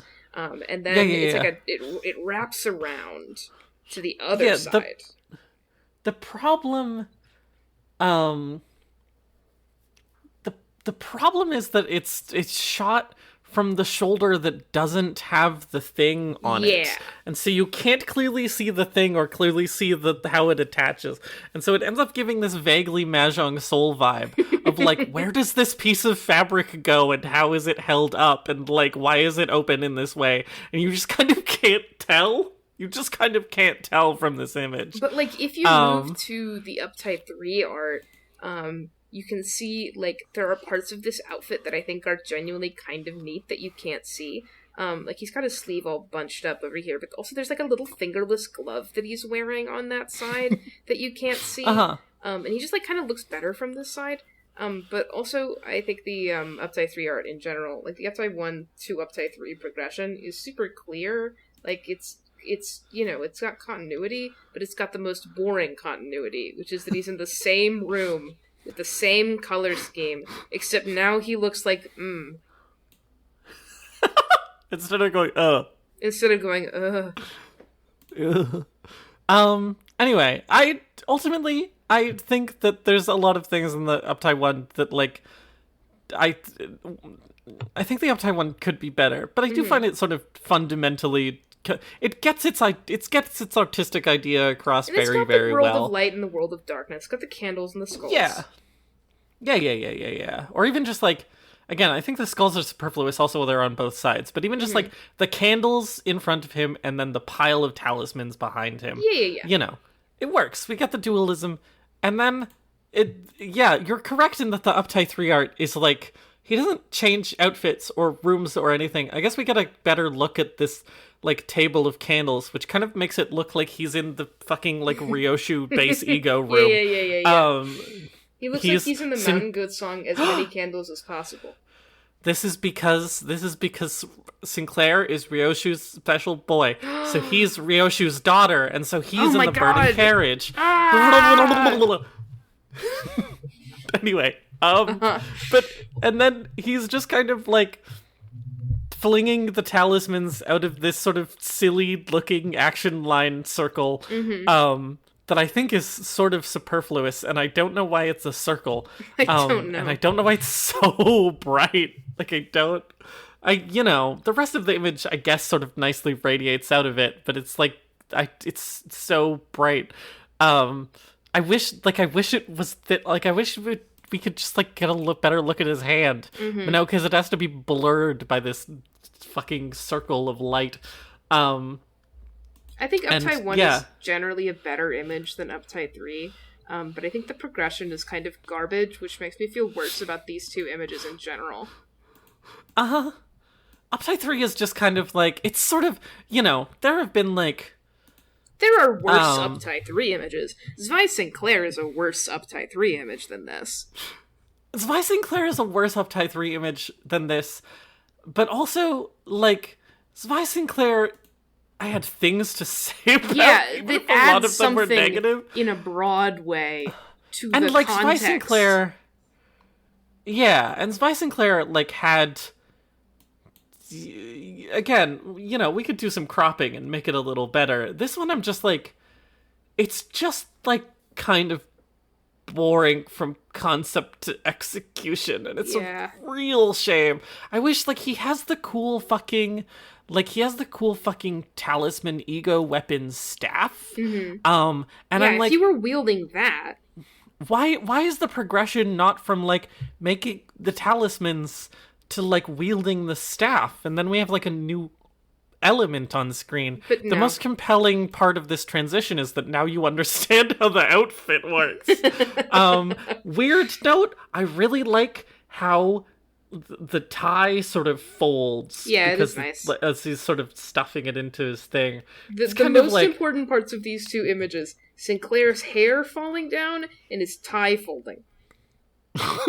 Great. That's Fantastic. the real progression. I think his face and hair in the Uptype 3 look pretty nice. Yeah, it's fine. It's fine. Whatever. He's even got a little bit of World of Light, World of Darkness, but it's like less, and I guess, but it's less. It's less compelling. Yeah. I guess the World of Light is the candles again, and the World of Darkness is, I don't know, the concept of doing violence. Sure. Here's a Sinclair that's more interesting. It's Molar Boatworks Fixer Sinclair. This Sinclair I was is thinking Rain. on the break about how... Never mind. This Sinclair is Rain from Library of Ruina, except it's actually Rain from Limbus Company, because he's also in Limbus Company. Uh-huh. And the Upside 1 is actually also pretty boring. I can't lie to you. But, like, there are things to talk about, with at least the Upside 3. I like the Uptime one. I think the lighting in the Uptime one is really pretty. That's true. They sort of like, they don't, the just like this sort of like comic book lighting of these sort of just like bright white, just like bright pure white that sort of like goes off into these sort of like teal and then purple shadows. I think it looks nice. I do like this, like soldering iron that he's using. Super fucking... Yeah. I don't know why his work gloves are stained red with blood or whatever. Oh, I mean, I was going to comment on this. Well, it doesn't make any sense because he's supposed to be fighting crabs, right? And they're full of green goo. They're full of green goo. Crabs in real life are full of green goo, FYI. FYI, in case you didn't know about crabs and their green goo. Not a crab goo enthusiast. Mm-hmm. They call me crab goo enthusiast. Asher like. This is my favorite Splatoon title. Crab goo enthusiast. Crab goo. Anyway. But like, I don't know. I just think he looks kind of cute. I think it does. It's not is it an especially interesting image? Not really. No. He's in a workshop. He's working on some shop. But like, I think it's rendered nicely. It's pretty to look at. And I think he's kind of cute, even though he's also just kind of going, He is kind of going, Here's the reason why I think it's kind of uninteresting, is because, like, he's just wearing, like, a ratty t-shirt, but he's got, like, the Rain overalls on that you can see in Rain's, not that I'm telling you to do this, but if you search up Rain, on the limbuscompany.wiki.gg/wiki/Rain, then, like, you can see his sprite, and I think you can see, do you have a gallery for him? Cutscene at the art. bottom there should be assets. Oh no, cutscene art. I guess he's always wearing this jacket. JK. But he has, he has the overalls in Library of Ruina, doesn't he? Yeah, I think so. But like, he's got a ratty t-shirt, he's got a towel, he's got these overalls. Library of Ruina. I like the little details of, like, he's covered in dirt, he's got his bandages, he's working on this, like, nicely rendered techie thing. He's in a workshop, he's got tools behind him. I think honestly the more interesting part of the workshop is the blurred out background with kind of the green, window to the outside and shit. But they blurred that out, so I can't look at it. Yep. And I can't see any of his outfit, so... Rain in Library of Ruina is just kind of wearing a pinstrip suit. Well, I'm hallucinating, and that's okay. He also has sort of the jacket over the shoulders thing, but, like, that's it. I think I'm just thinking of the other person from the Molar office who has overalls. Who you can see in the Rain gallery. Anyway, I just, like, wish I could see, like, literally anything in this image. The background the part of the background that I think is kind of interesting is entirely blurred out. I can't see any of his outfit because you can only see the top half of his body. And most of it is obscured by shit. And then, like, what you can see kind of doesn't make sense. His eyes are all covered by these orange goggles, which are just kind of, why. And I like the soldering iron, and that's about it. I'm more negative on this than I thought. Yeah, you are. Jesus. Okay, so I think there's two sort of, like, ideal, the world of light and the world of darkness. Doing some metal soldering and crab. Doing some metal soldering and crab. I think there's sort of two versions of this image that, like, achieve it being more interesting to Ash's brain in two very different ways. Mm-hmm. One, he's not, like, small in frame by any means, but tighten it even more than it is. Make it really, like, show us the details of, like, you know, him working. Show us the details of, like, the sweat running down his face and, like, you know, all of these little bits and bobs. Have a little bit more personality in his hand positioning and his face positioning, and, like, let him really, like, fill the frame, you know? Make it really about him. Or, and this isn't even really fundamentally changing, like, what the image is. Like, I'm not like, show me a more full body. I'm like, zoom in a little bit so we can see a little more detail about him, so it's a bit more of a character piece. Mm-hmm. Or zoom, like, out a little bit and like, place him doing this work in front of the window, so that you can, like, and then have some, like, crab shit going on out there, you know? And then sort of keep this basic composition, but it's, like, moved and the focus is a little different. And, you know, then we have, you know, more explicitly World of Darkness, crab, World of Light, soldering. You know? You know? And instead, I think it's sort of pretty to look at, but it's not the most interesting. Here's the secret about the Uptight 3 image, is that it's also fine. I also don't like this one. Here's the thing. I don't like it not because it's bad. It's like fine. You know, the outfit, which they've stolen from Rain, but you know, that's how it is. The outfit is good. You can see it in his sprites much better, and he looks good. This, you know, like the goggles are on his forehead. This, like, expression that he's making is, like, you know, kind of fun. But here's the thing, is they covered half of the image in goo. Goo and blurry machinery.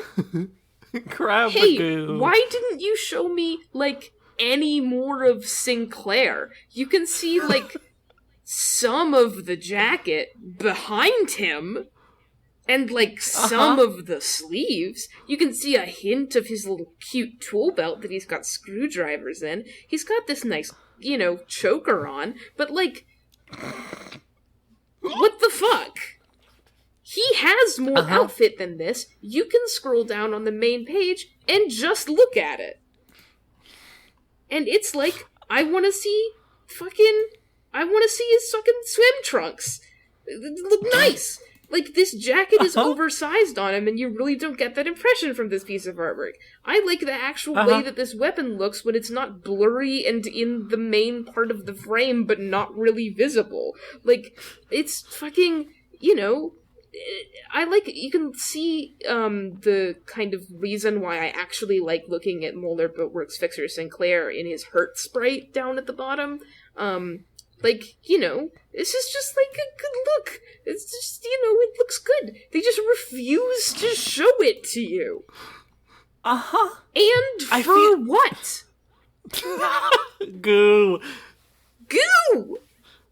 There didn't need to be this much of it. I wouldn't even again, this is a cropping issue on some level. I wouldn't dislike this image that much if you just took out, like, the left third of it and the bottom quarter, and you just zoomed in on fucking Sinclair. I mean, I'd still be mad that you can't see most of him, but at least most of the image wouldn't be taken up by literally nothing. It pisses me off. They love to do this to Sinclair, I guess. They do! He's being fucking Mike Wazowski'd, but for his swim trunks. Swim trunks, Mike. I will say that, like, this is, like, it's fine. I will say that, like, you know, I guess if you have to do this composition, I feel like they're showing the jacket in an economical way. You get a good get a good sense of his jacket and, like, all the stuff in it and all his pockets and stuff. But, like, you just have more. To me, the crime is, like, you know, to me the crime is that, like, this is this isn't like one of the Walpurgisnacht. Walpurgis Night. I forgot it's the stupid word instead. You know, I almost said Risk of Rain. What is wrong with my brain? Well, that's him. It's because he's Risky Rain. Library of Ruina. Right, this isn't like a Library of Ruina ID, you know? It's not about Rain from Library of Ruina. It's theoretically about Rain from Limbus Company. Except that all of his moves are named after all of his Library of Ruina things. But, like, Rain's weapon is iconic. Like, I think it's sort of like one of the you know, the Molar office is not a huge deal, but I feel like of all the Library of Ruin is full of weird, cool, you know, weapons, but like Rain's page is like pretty decent for a while, and so this like weird chainsaw sword, this like weird chainsaw broadsword thing he has is something you'll actually probably look at in Library of Ruina. And IMO, it's kind of iconic. And so like to cut that out of the frame is like, it's in the frame, but you can't fucking see it. Like you can't see what it is. And like, that's the, you know, again, they didn't keep any parts of Rain's outfit from Library of Ruina, which is fine because his new outfit is more interesting, and they should be showing us more interesting things about his outfit, but his weapon is iconic, and I don't know why it's just a blur of metal and like a single exhaust pipe. It's like such a wasted, you know, it's such a stupid fucking thing. Let me look at it. It pisses me off so much. Your whole thing is making stupid weapons and then letting me look at it. Yeah. That's the whole... that's the game. It frustrates me because you just didn't have to do this composition. I don't understand why, in any world, you do this composition. You have options where you can show off the thing that you designed. But they didn't. There's even like, you can even like, it's not you can get rid of some of the goo. He could be killing crabs. I mean, I feel like you could show me a crab. You could show me a crab. Like, I feel like even if they got rid of a lot of the goo, I probably still wouldn't like this as much. But at least you could see some of his swim trunks. I feel like I kind of like, I don't know. This Sinclair pisses me off. Like, I like him. Like I don't like his art. I feel like if the goo wasn't there, he would be at like kind of a weird angle. Like, don't think too hard about like the way his body is posing, like with this very heavy object.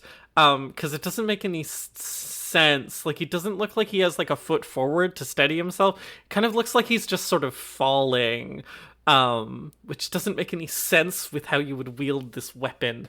And so the goo, I guess, hides that crime. But just like make a better image, you know? Make a better image. It's not even like it's drawn nicely. Just like put less goo and more cool sword. Can I be real with you? There's a better image, and you can be looking at it right now. And that's Sank Association South Section 4 Director Sinclair. A very long name. But yeah, you know, Sank Association South Section 1, 2, 3. Sank. Well, it's 5, so you're missing 4. But I don't care about 4. 4. 1, 2, 3, 4, 5. Ugh, why are you putting so much mustard? It's just 4. 4. It's not 4. It is 4. Well, that's how my French teacher taught me, like, 6 years ago. Oh, you probably learned, like, fucking... Proper French. Proper French. Quebecois French is a little bit less... Yeah. 4. Anyway.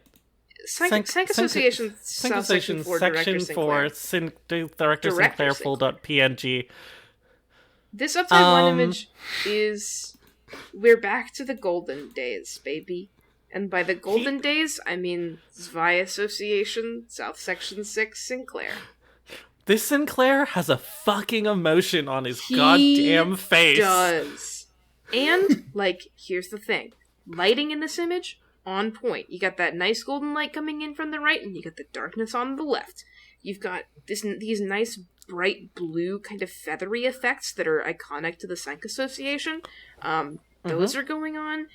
You've got kind of, like, a couple of hints of, you know, what's going on in the Uptie story, which is that he's, like, simultaneously really secretly good at fighting and also super clumsy.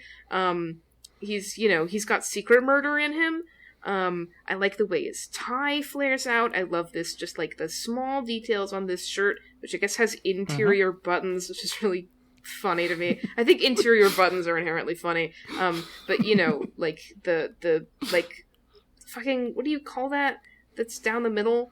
The folds down the middle. And then you've got these nice little ruffled sleeves that are just like so obnoxious, and I adore it. And then he's just like gonna kill a guy, but also he's like, sorry. This is like peak Sinclair to me. Yeah. He's such a failboy in this image. And like, he's, okay, this is a Sinclair for all varieties of Sinclair lover, which is to say, Sinclair haters who just want to see him struggle and, you know, be a little loser, and for people who think it's cute when Sinclair is a little loser, because it is. This is for you too. You can have your cute little, look at how much rouge he's got on. You can have your cute little, you know, like, you can have your cute little twink being like, oops, I fell over. You know, and you can have him fucking killing people, and the image can look good. And also Otis can be in the background. Hi. Hi, girl. Hi. We'll get to you in like a year. Not even. We'll talk. Your cape is so big. And I don't even really hat. I don't like her identity art, but she looks okay here. This sword is awesome. Yeah, I didn't even acknowledge it. Famously, I love sword, and I love fencing, and I love The Three Musketeers, the book by Dumas. And this sword is awesome. I love how it's got like built in. This pommel is so stupid. Yeah. Not pommel, sorry. The not the guard either. The thing at the fucking hilts. Yeah. I hear you clicking to look this up. Thank you. I'm here for you.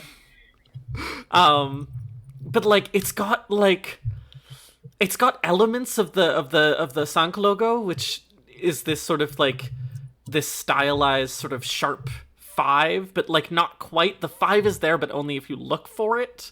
Like it's not in your face that it's, you know, the 5. But it is there if you look for it, and if you're not looking for it, it's just this awesome kind of like, you know, twist of metal. The metal is rendered so nicely.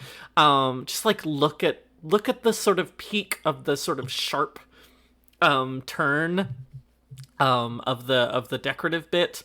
Look at like the shading on like the bottom and the top of that, and how it like, you know, there's like elements of sort of like, it's the bell guard. Red.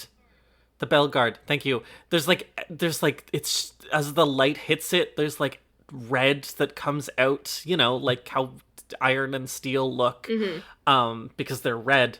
And like it's just like such a fucking hot looking sword, and he looks like such an idiot wielding it. He does. Like he's holding it way too high up the grip.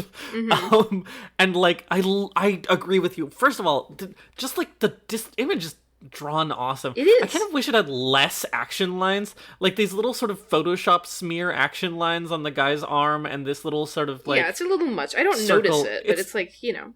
Yeah. But like, you know,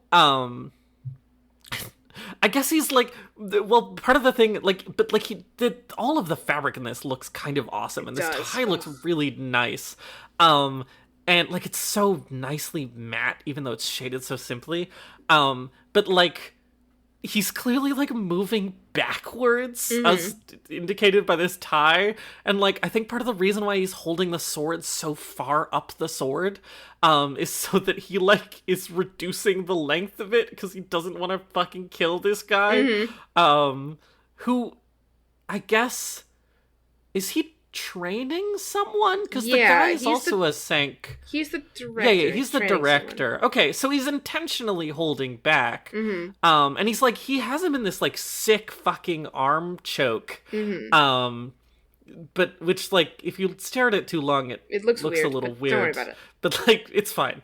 But like, you know, and it's kind of a sick move, but he just kind of like, you know, he just kind of looks like shit. And he looks like he's just like, it's even like in the context of thinking about this as a training thing, it's like it almost looks like he got a little bit too close to killing this guy. He flew into a murderous frenzy for a bit, and now he has to pull back.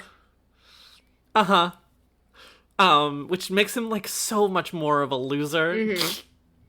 It's just it's just like it just looks really good. He just looks great.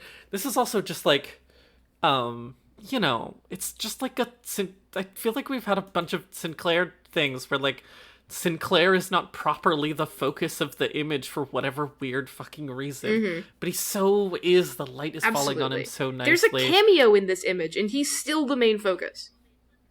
Yeah, there's a cameo, and Otis takes up like a decent chunk of the frame. But, like, there's composition here. You know, you look at his face, because it's nice and bright, and then you follow the sword to this guy, and then you follow this guy's eyes to Otis, and then you follow Otis's eyes back to him. And it's like, you know... It fucking whips. She's judging... He's doing this, and she's judging him for it, and that's the image. And then...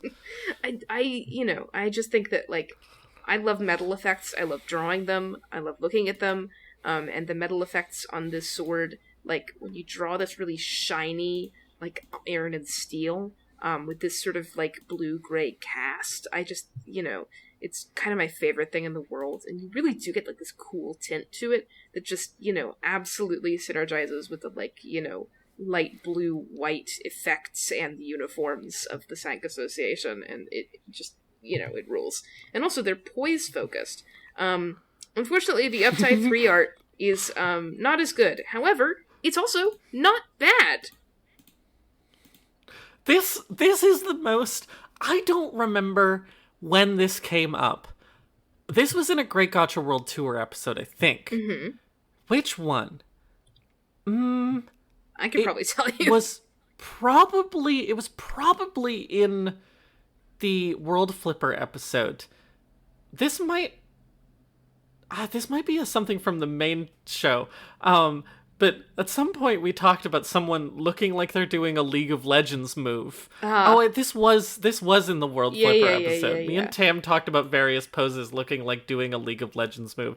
This Sinclair is the most doing a League of Legends move ass piece of art I've ever seen. Like he's just got a League of Legends ass particle effect going as he does like, you know, his Q that shoots him forward and deals damage to the first enemy hit. This is okay. This expression is a little bit, but I think it is deserved in this progression. Where, you know, we talk about how he flies into a murderous rage, but he looks like a loser, and then he flies into a murderous rage, and he also still kind of looks like a loser because he's got these ruffly sleeves that poke out of the jacket. I like the outfit. I like how shiny it is. I like the stupid amount of belts that they have. I like the big-ass musketeer cap. I like the cape, which doesn't take up too much of the screen because it mostly flies off screen, and so you mostly get to see his body dynamics. You know, I think that, like, the amount of screen that's obscured by this big old effect is just kind of a problem that Limbus Company has with its images a lot of the time, where they love to show motion by just blurring shit, and I'm like, but I want to see it. However... I do think, like, the lighting in this image, as a strong example, is really good and maintains a really good sense of, like, continuity and of fucking, like, nice-looking art, where it has a strong orange fading into the, like, paler blue. And it just, I just think it works. I like that his face is in shadow, I like all the glowy, I like, I just like it. I think this makes sense. And also the part of the image that's obscured isn't as fucking important as Molaroth as Sinclair, where the whole fucking thing that's important is obscured. Well, the thing is that we already saw the sword in the last one, right? So we saw the sword in the last one, and this one, there's too much effect, but it's about his outfit, and you can see his outfit so nicely and clearly. I agree with you. I really like the lighting in this. I used to work in theater. I'm a theater nerd. I really like that it has like theater blue and orange lighting, and they render this super nicely, like how the left side of the hat is like this sort of soft blue light, and then the orange, and then they come together in this bright white at sort of the tip of the almost hat, pink. which good. Which does this nice thing compositionally of like, the hat sort of points down to his hand, so you can notice his hand doing this like very particular fencing pose, and then his thumb points you to his face, and then his eyes point you to the sword, and it's composition, baby. It's composition, baby. My favorite baby.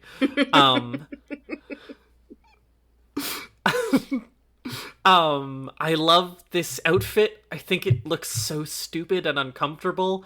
It's got so many belts for no reason. Yep. His fucking scabbard isn't even attached to one of his main belts. It's got a sub-belt. To this. It's got its own really small and flimsy sub-belt. Also, the Sank Association logo on it kind of looks like shit. It doesn't really look like the Sank Association logo. It just looks like an S. Yeah. But, like, swings and roundabouts. That's what the S stands for.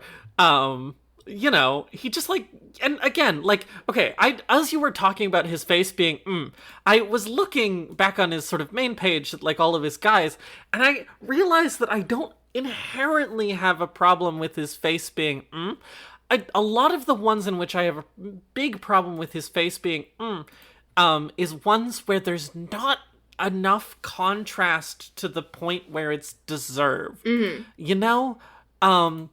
Like IDs where I like his face include like Blade Lineage, in which they're both kind of but they're like really distinct enough that it's effective. You mentioned in the One Who Shall Grip that his Uptie 3 is and like no, but like the thing about his deranged smile in the first one is the purpose of it isn't even necessarily for this piece of art. It's to make the in the the worst boy who shall grip, deserved, Yeah. And the same thing, but like Zwei kind of looks like shit, because he's just going all the. I guess in Uptie 1, he's like kind of an expression, but it's just like it doesn't feel deserved in the second one. His face is kind of the most boring part of Los Mariachis. I like his Red Sheet Sinclair just like doesn't have enough contrast, even though I do like his face in the first one. But in this one, the is deserved because like again, we go from like silly to serious, and this is Sinclair's sort of whole deal is that he goes from being this sort of like but I don't want to just like kind of stabbing a guy over and over with his halberd because he's sort of just like he's just like fucked up, but like no one will really sort of like impotent kind of like a completely deranged sort of awful person who is awful in every way. I need everyone to go play Limbus Company Canto 3 and like understand what I'm talking about when I say that Sinclair is full of impotent rage. Because he's full of impotent rage. And also, how he gets no conclusion at the end of his own canto. He has no speech. He has no anything. Sinclair, they just go back to. It might be your fault. They just go back to the bus, and him and Dante don't talk. Mm-hmm. Dante just goes like, huh, what was up with that Demian guy? Cut to credits. Sarashine! That's it. He gets nothing. Mm-hmm. He just continues to be a bad person. We learned that he has trauma about, like, being fucking, like, fantasy bigoted towards people with prosthetics, which isn't really ableism. It's mostly. not really ableism. It's meant to. And then, like, does he learn from this, or does he? No, Demian shows up and he's like, "Hey, take care of him," and then that's the end. That's it. Can I say, the one thing? Sorry.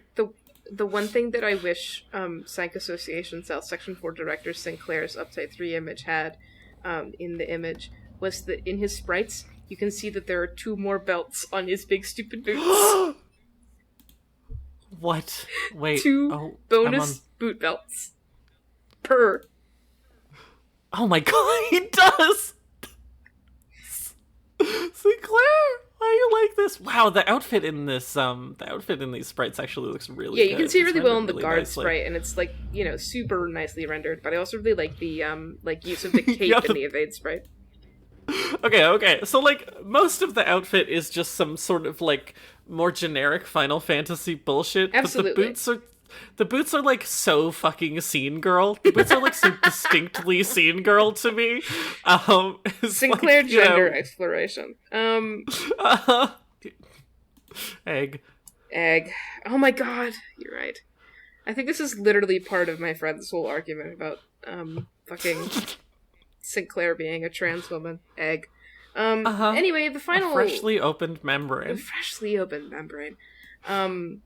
The final Sinclair ID to address is Dawn Office Fixer Sinclair. A uniquely boring piece of art for the first one. That's not true. I like this art. That's not true. There's just, like, nothing happening in it. It's like, you know, he's literally just standing there in Philip's outfit with Philip's glasses, looking in to Philip's the left. least interesting outfit. Looking to the left. That's it. Fucking... Somehow this is the first Walpurgis Night thing we've looked at. Oh. And I truly... I know, right? Weird. And I truly am like... They just don't need to keep these stupid fucking green electricity frames, like, on the art that you can actually see. Okay, the Lobotomy Corporation ones have a red and green one with, like, a radio frequency tuning, and then the Library of Ruina ones have this green one with the pages. That's the consistency that they have. Okay, I don't care. I just want to show my knowledge. I'm so proud of you. Thank you. And your knowledge. But this shit, it doesn't need to be here. Speaking of things that cover up half the image that don't need to be there, I kind of respect this one more because it, like, acts as an active border instead of just being fucking goo. Oh, are we just immediately moving on? What? Are we? Oh. No, sorry. Anyway, sorry. Finish your thing. It acts... What? Sorry. It acts as a border. It's not just, you know... It's, like, clearly a thing which exists outside of the world of the image. It's not just fucking goo that they put there for no fucking reason. Sure. And so this image is just kind of, like, in sort of, like, this weird kind of diamond frame. And I don't dislike that. I don't think there's really anything else fine. Interesting that would have been on those sides of the image. They're obscuring the face of fucking, you know, Salvador anyway. Yuna is on the other side, but you can't see her face anyway, because she's just too far out of frame. And so, you know, they just do this out of convenience. This image is still, like, you know, I'll give it is nicely drawn, the fabric looks good, the posing is perfectly pleasant, the perspective makes perfect sense, the background is just nice, it looks fine. The lighting is good, this is what Sinclair looks like, it's fine. There's just, like, nothing to talk about. I just, like, I wish, cause, like, fucking, the thing is that, like, Philip is such a guy. Yep. Philip is truly so iconic. Philip is like probably Philip one is of the first the most Library of iconic. Ruina character I ever learned about. Yeah, Philip is like one of the most iconic guy in the game. He like shows up. Constantly. He shows up like constantly. 5 times. He shows up like even more times than Ash is aware of, because I'm ahead of Ash. But he probably shows up even more times than I'm. Yes, Literally, spoilers. that's so fucked up. But I thought like I was Philip, done with him. Philip keeps appearing, and he keeps running away, and he keeps appearing constantly.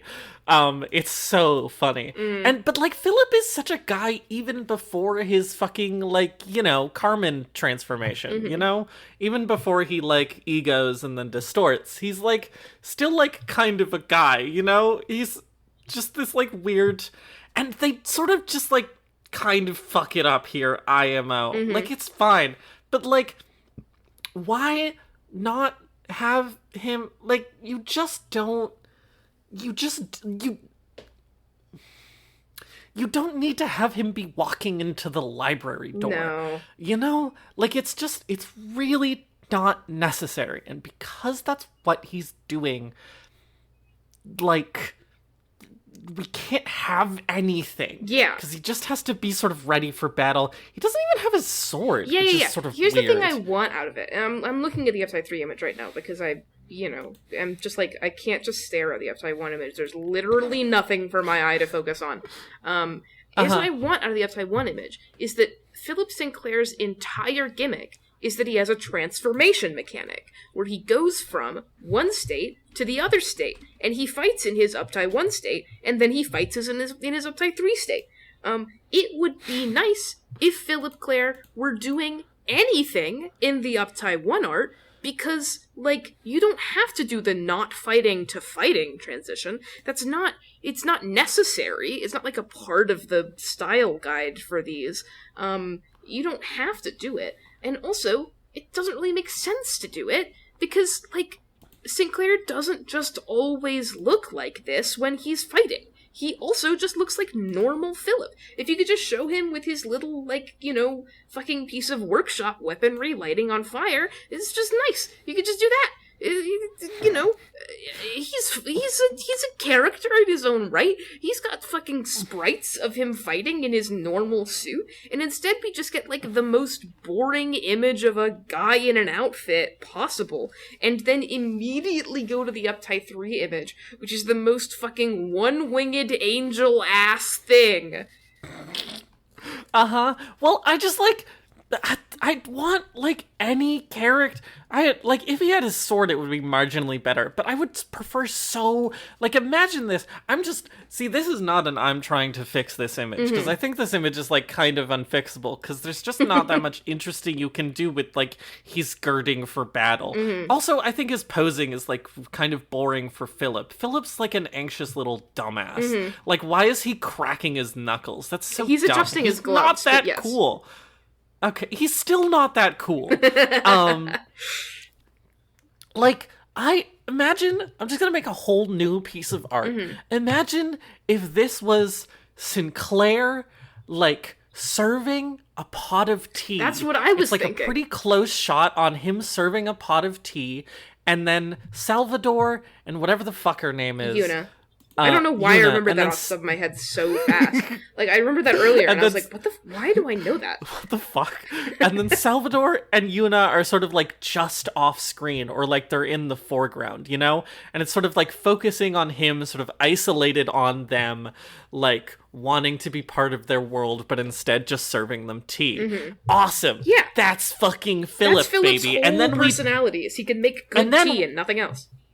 And then we transition to the Upside 3, and then people who haven't played Ruina are like, whoa, what happened here? And then they go, find out. But it's, like, interesting, And instead, it's just like, oh, I guess he just, like, goes into the magic door, and then he turns into Sephiroth. Okay. Smile. And Must I'm like, feel amazing. No, but he must feel amazing. To turn into Sephiroth. Oh my god. It's just like... This, I I mean, here's the thing. The Uptide 3 art looks great. It looks fantastic. I mean, this is animated in the game, and so you can see, like, the glasses shine, move and reflect, which is kind of nice.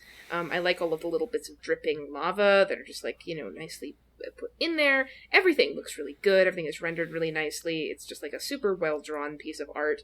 I think it ends up being kind of boring because there's no progression to it, and because it's so intense out of the gate with just, like, no build-up. I think for that reason, it ends up being not my favorite piece of art in the world. But, these gems look great. The, like, way that wing is rendered is, like, fantastic. It blurs out in the background. It's really good. These pieces of crumbling armor with the, just, like, drips of magma are great. This sword is actually really nicely foreshortened, even though foreshortening always looks weird. And I like that it cuts off, like, right at the border. And you can see just, like, it kind of looks blunted because of the way it looks, but honestly, I think it kind of is. You can just see this huge, it's flat a stone edge. sword, yeah. And, like, the whole thing looks amazing. It does. It just, like, falls flat because I don't have a first image to, like, shout about how good it is. Yeah, they do this thing. I'm going to reference a fucking piece of art we're not going to talk about in a billion years. But it does this thing. There's other pieces of art that do this, but it does this thing if you just, like, hit the fucking switch art button over and over again. It does this thing where, like, he has a pose in the same thing, and then he's, like, has a, the second frame is, like, is similar in a lot of ways. He's sort of fundamentally in the same place in the frame. And in the sort of, like, the same, his body is in the same pose and the same place in the frame, roughly, but his, like, there's a bunch of stuff happening differently around him. And, like, this could work if, like, there was contrast beyond just, like, there's not fire and then there's fire, Mm-hmm. The other people I was going to reference was the Butler Faust, which I think does this really well. Your favorite. I really genuinely like Butler Faust. I think she's great. But, like, it's just, like, it's fine. This is a good rendering of Philip's ego. I'm literally looking at it on the Library of Ruina wiki, and I'm like, this is a good render. Don't look at this page, by the way. It's full of spoilers. And this is, like, a good rendering of that on Sinclair. And he still looks like Sinclair, and he still looks like Philip. His hair looks like Sinclair's hair, even though he's got Philip's very specific sort of puff in the middle. But it's just, like, it doesn't... And it's, but it doesn't... there's two pieces of art, and, like, one of them is just immaterial. It's just so less. It just, like, loses. Yeah. It's like the opposite. It's like the opposite of Zwei. Yeah. Where Zwei is, like, what a great piece of art. Oh.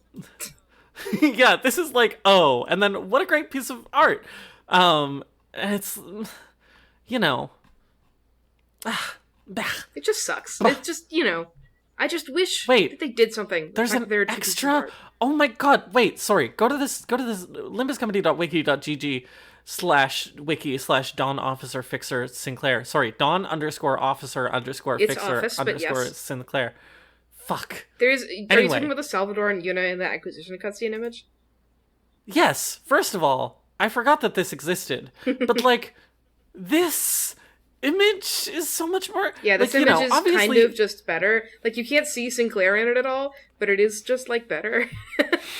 yeah, but, like, imagine, like, this basic composition, except, like, higher so that you could see his face. And Sinclair's and he was, like, looking, yeah. And he's looking back at the camera, and then that's it, baby. And then, we go from Sinclair's looking back at the camera to Sinclair's looking forward at the camera. And it's just, like, we, go mildly interesting. It's, like, it's not especially good, even. It's, like, still the same, just like Sinclair in an outfit, you know, kind of looking, but he's in an interesting pose, and not just kind of the one where you can see him. And also, fucking Yuna and Salvador are there. Like, Salvador is technically there in the Uptide 1 art, but, like, barely, and he's obscured such that, like, it's not clear that he's important. Mm-hmm. But, like, having, like, he's clearly, like, surrounded... in the shadow of two other people. There's a nod to the fact that he's always fucking running away. Uh-huh. And then we switch to him, like, being in the space that we... Like, you can see... It's, you know, you can see in the background of this, although it's very unclear and blurry because they love to blur shit. Yeah. Like, you can see bookshelves in the background of this. But, like, you know, he's in the space where they were going, except now he's alone and he's freaking out and on fire. Mm-hmm. And it's like, that's the story. Now we're telling the story. Mm-hmm. But this isn't, you know... We're telling the actual story and not just, like, he went there and then drew his cool sword. That's not what happens to Philip. That's not what happens. Yep. Do you want to just, you know, talk about cavernous whaling, Sinclair? Cold shot.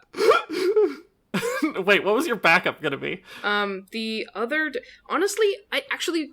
like most of Sinclair's ego. I have an inordinate fondness for Lifetime Stew, but the one that is actually the second best looking is 9-2. Fascinating. Okay, so we had the same first pick, but we did not have the same backup. What's your backup? My backup was Fairy. Fairy's fine. I mean, Fairy's interesting because, I'll cover this very briefly. Fairy's interesting because, like, the other Lantern ego, which is Gregor's, is, like, the tree, and then this one is the fairy, and that's kind of nice. But, like, you know, and I like the fact that he's a fruity little boy in a fruity little outfit. I don't think it looks great. 9-2 is the one that has the pose, and Lifetime Stew is the one that has a really nice composition. IMO. Yeah... Wait, hang on. Let me look at Lifetime Stew. Okay, I haven't really looked at Lifetime Stew much, but you're right. Lifetime Stew does have a really good composition. I just used Lifetime Stew for a long time, and also drew Lifetime Stew ego, and so I have a fondness for it. Anyway, okay. Cavernous Whaling. Cavernous Whaling. So, like, I'm gonna start. Yeah. The thing I like about Cavernous Whaling, Cavernous Whaling, is that, ego... I'm not going to say ego arts never do this. But the thing that this one does, like, extremely well that, like, a lot of ego arts just, like, don't care that much or are kind of, like, pushing up against this awkwardly, you know, trying to stay in frame, is that Cavernous Whaling does, like, a weirdly, insanely good job at being a circular composition. Yep. Like, the fact that the circle just is the toad, and the fact that it's, like, sort of compressed into a circle, means that it has this, like, weird fisheye effect. In this particular instance, looks really good and really unsettling. And there's this sense of, like, Sinclair is being consumed from both sides of the image. Like, from the viewer perspective, we are like this toothy maw of stalactites and stalagmites. Yep. Stalagmites? Sure. And then, you know, but also behind him just, like, is the toad that is the entire frame and environment. Yeah. Just kind of consuming him and, like, sucking in the floor, which is, like, is that the floor or is that the tongue? Mm-hmm. You know? It's awesome. It's sick. It's so good at being a circle. Yeah. You know what I mean? This is 100% my favorite thing about Cavernous Whaling, which, to be fair, is also the best posed of these ego. But, like, the thing which is special about it is that, like, we talked about Garden of Thorns, Gregor, last time, or not last time, but in the first episode, you know what I mean? Like, one of the main problems with Garden of Thorns, Gregor, is that, like, the abnormality in the background isn't positioned well in order to make a good composition within the frame. it just ends up like looking strange and busy and, also bland. This one just circumvents that entirely. And this toad that pisses me the hell off, just like the eyes are way in the corners. Shout out to Glupo, which is the fandom decided name of this toad, which me and Emma and Ivy called this toad is pissing me the hell off. Because this toad is pissing me the hell off. And it's just like the eyes are way on the sides and they're like almost fish-eyed. So it just like looks like like the gleams just look like you're just like holding an orb. And then, if I was looking at, I was like, where do they put, because they usually put the camera, like for the icon of the corrosion skill on where the abnormality is in the image, and I was like, where are they saying the abnormality is in this image? And the answer is, they do it on, like, they, remove Sinclair from the image, and just do it on, like, the fucking, extreme, like, back of the background, like, the whole, also you can clearly see that it's the tongue if you remove Sinclair from the image. Oh, yeah, if you hit the switch to corrosion button, it'll switch to one without Sinclair. It is just the tongue. It's the tongue. But, also he's standing on his weapon. He looks great. I'm personally very fond of this one because if you scroll down to gallery and you look at the corrosion sprites, you can see that, like, first of all, adorable. He's so cute. It's so cute. He's got his big orb. He's got his big orb. Look at damaged corrosion, and you can see he's just wearing a big fucking toad fursuit, and it's like, it's just like a toad onesie. It's like adorable. He's just in his toad onesie with his big fucking yoga ball. This toad is pissing me the hell off. First of all, adorable. Oh my Second God. of all, it fulfills the, like, sense in the image of, like, consumption, because fucking now you can see Sinclair being totally eaten by the toad. And that's the thing that happens in the corrosion, is he just gets consumed by it, and he's literally, the mouth is around his head. Also, he's in his toad onesie. It's really cute. I will say to talk about, like, actually Sinclair in this image and not just the background. Listen, you like cavernous wailing Hong Lu. I love cavernous wailing Hong Lu. I fucking love cavernous I wailing Hong Lu. don't disagree. I think he's hot. He's hot. But I almost think that I'm gonna get a little bit Dream of the Red Chamber pilled. Okay. I almost think he's too hot. And I wish that cavernous wailing Hong Lu represented Bao Yu from Dream of the Red Chamber in his just kind of like moping on the bed state a little bit more, because it's cavernous wailing, Okay, I won't talk about this at length, but I like cavernous wailing Hong Lu, not just because the image is really good, but because it is a really good pull for Bao Yu, and because the animation is one that, like, totally fulfills this, like, Hong Lu is depressed as fuck, and loves to cope aspect. Okay. But I'm with you. Fair enough. We don't have to hate on we can appreciate all cavernous wailing egos. I do. My point is that, like, cavernous wailing Sinclair hits this note so hard to the point where it's kind of funny. Yeah. Like, he's just the most, like, sulky bitch that's like, ever been. He's getting consumed by the toad and also by the camera, and he's just kind of staring. He's not even staring at the camera. If you look at where his pupils are pointed, he's just kind of staring off into the middle distance, with tiny mouth. He's like, and just, yeah, like, alright. He looks like he's like. Yeah, he's like just kind of like album cover, just kind of chilling. And he's chilling on his big fucking orb, and he just, like, doesn't care. He's like, honestly, fuck this. He's not even really wailing. He's just, like, he's over it. This is what my... He's like, when you finish crying and you're just kind of lying there? That's him. This is what my Sinclair fic to be published on Soulmate Spot on AO3 is about. is about Sinclair fucking like sitting in his room being like, I wonder when someone will notice that I'm sad and come talk to me about it. And then no one does. Yeah, we forgot to plug that at the beginning. I'm plugging it right now. At the end. If you manage to make it through now. this evidently 3-hour long episode, you deserve it. Go have a treat. Go have a treat. Think about how much Sinclair is like a mopey child. Well, I guess we're kind of like done talking about images, right? Mm-hmm.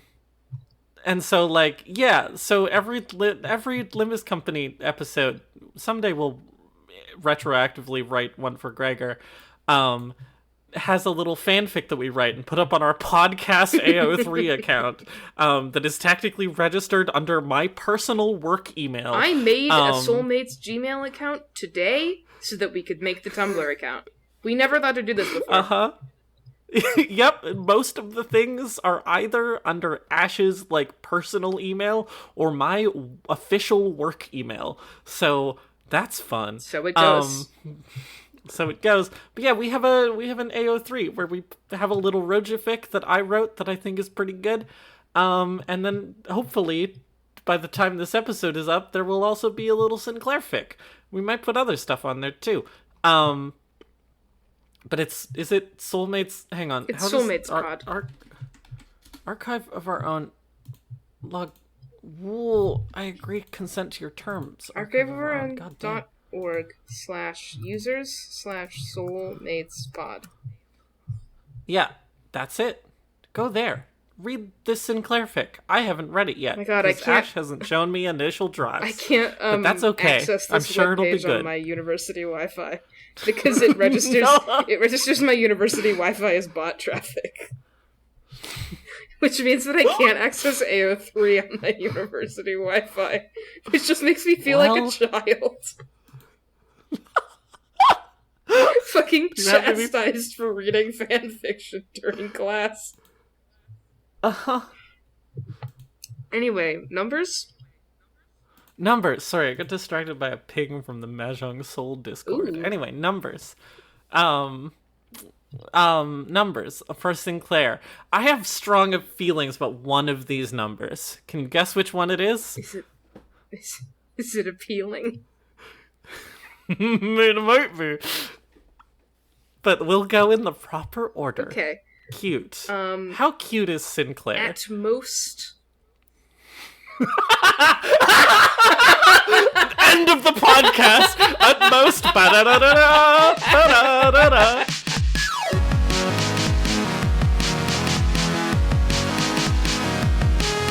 At most a 3. Instinct is 2, but 2 is one of my favorite numbers to say on this podcast. I think we have to remain like a little bit impartial. No, we don't. I mean, why would I say that? I'm not ever? saying this because I'm like hating on the Sinclair. You know, I think he's like a murderous cutie. Yeah, he's cute in his. He's not he's only incidentally awful. cute. He's not a 1. He's not more a- than you're not incidentally okay. cute. He's more than incidentally cute. Is he equally cute and not cute is the question. I mean, dualism. Well, he's not all threes. It's true. Would be funny though. He's not bisexual. We'll talk about this.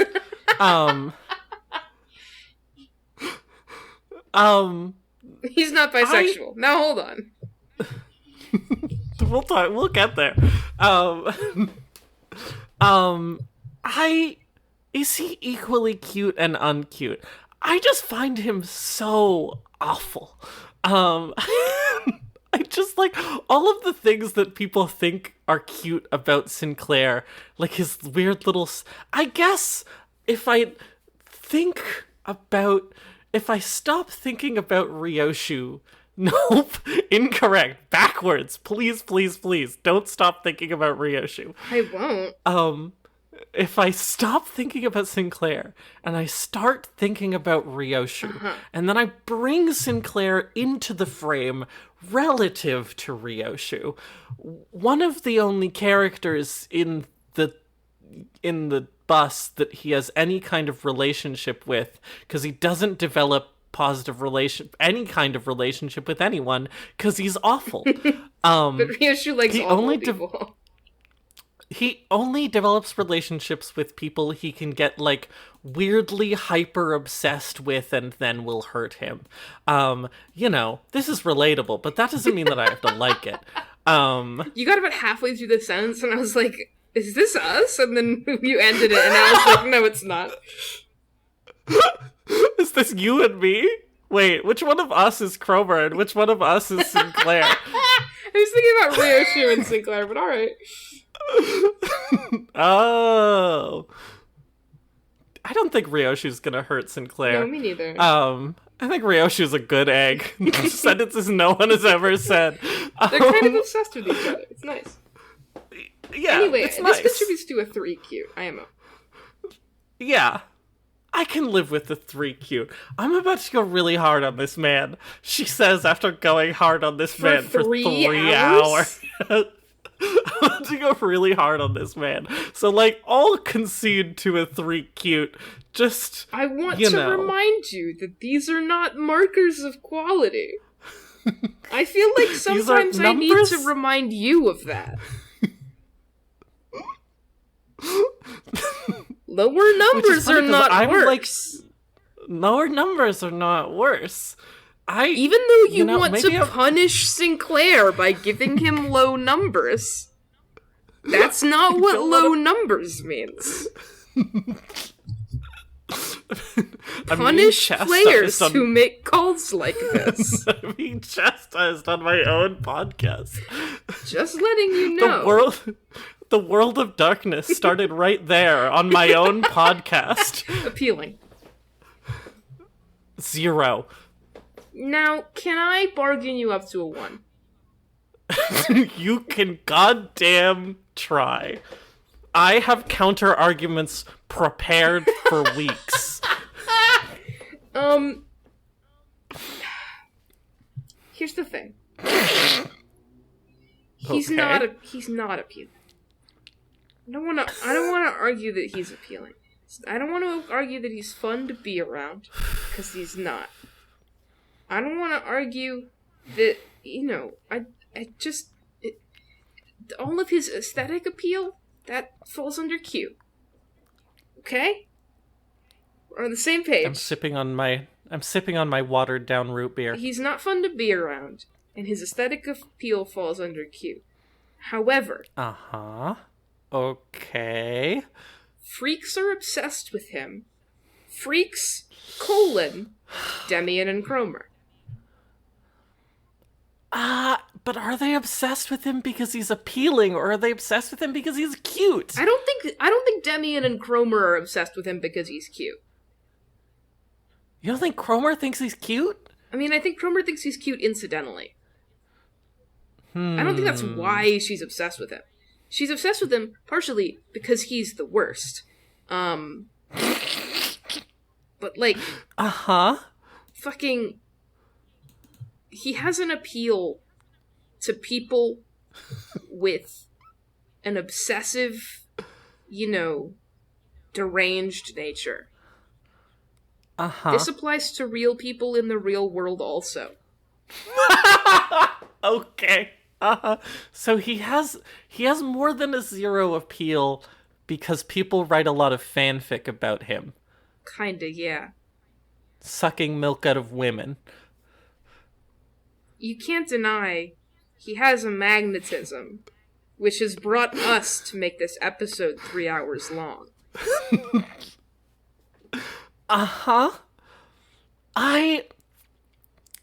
Look, I'll admit defeat, and I'll say that this argument is compelling. Thank you. Okay?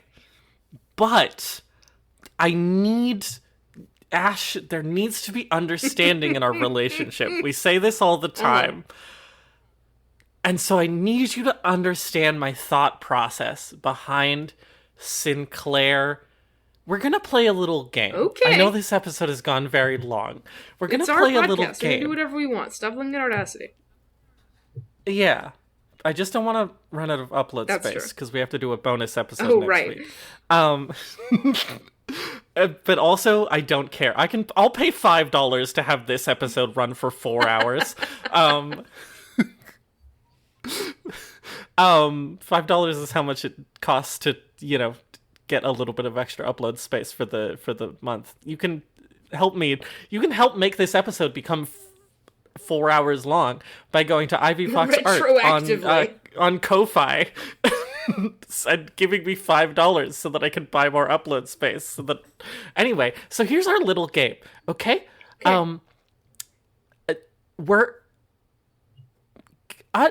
Let's say we're in college. This is easy for you. This is hard for me because I've never been in college. But let's say we're in college. We're at a party. It's a fun party. I need to not reference something I can't reference on the podcast. Yeah. But we're at a fun party. And, we've brought Sinclair as our +1. Back and forth. Let's say various things that Sinclair gets up to at this party. You go first. Okay. Well, as discussed in my fanfiction Distant Stations, he does go into a separate room and wait for someone to ask if he's okay. Yeah, he goes into, the host's bedroom. Mm-hmm. Okay, we can tell a little story here. He goes into the host's bedroom and just kind of sulks there with the door open, waiting for someone to ask if he's okay. And then some people come into the room, as always happens at these sorts of parties. Some people come into the room to, make out and maybe have sex in the bedroom. And so he just kind of awkwardly leaves without any of these parties speaking to each other. And so what he does is he just, he goes over, there's a big bag of chips and a big bowl of really nice guacamole that someone's made. And he just stands at the bag of chips and he takes a chip out and takes a little bit too much guacamole and puts it in his mouth. And then he's and then he takes a chip out and he puts a little bit too little guacamole on that one and puts it in his mouth. And then he doesn't know what to do and he doesn't know how to start a conversation, so he just sits there eating way too many chips covered in variable amounts of guacamole, right constantly amount. Over and under correcting for too long, and eats way more chips than he wants to or anyone else is comfortable with. You go. Here's the thing is that if this were Yi-sung, he would eventually get to the right amount of guacamole, and then he would verbally cheer in the middle of this party. But Sinclair isn't like that. Sinclair's not on Yi-sung's level. He's not. He really isn't.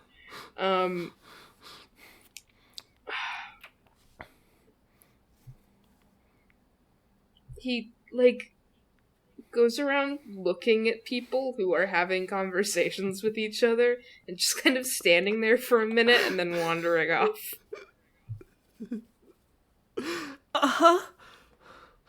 And then I think finally someone sort of takes pity on him, and they're like, "Hey, dude, how you doing? I'm Sarah or whatever." And she's like, how's it going? And he's like, oh, and then he just starts talking about this, woman who was mean to him in high school for, way too long. Way too long. And then this poor lady who's taken pity on him just starts sort of giving him. He doesn't drink beer, but he'll drink a cider. So she just starts giving him cider. And as he keeps talking about his high school bully, he's just getting very slowly wasted. Okay, why don't you close it out? Close it out. He's getting very slowly wasted on cider at this party. Talking about his high school bully. But here's the thing, Ivy.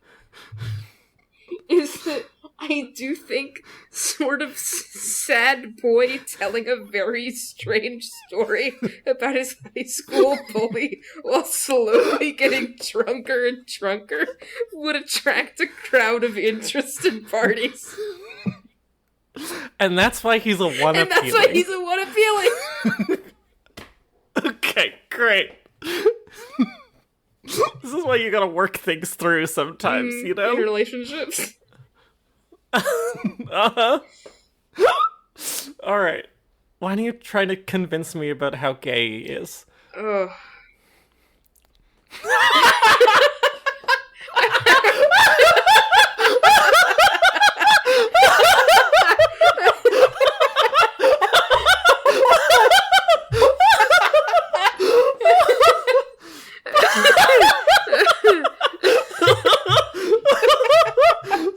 I don't know what compelled me to make that noise.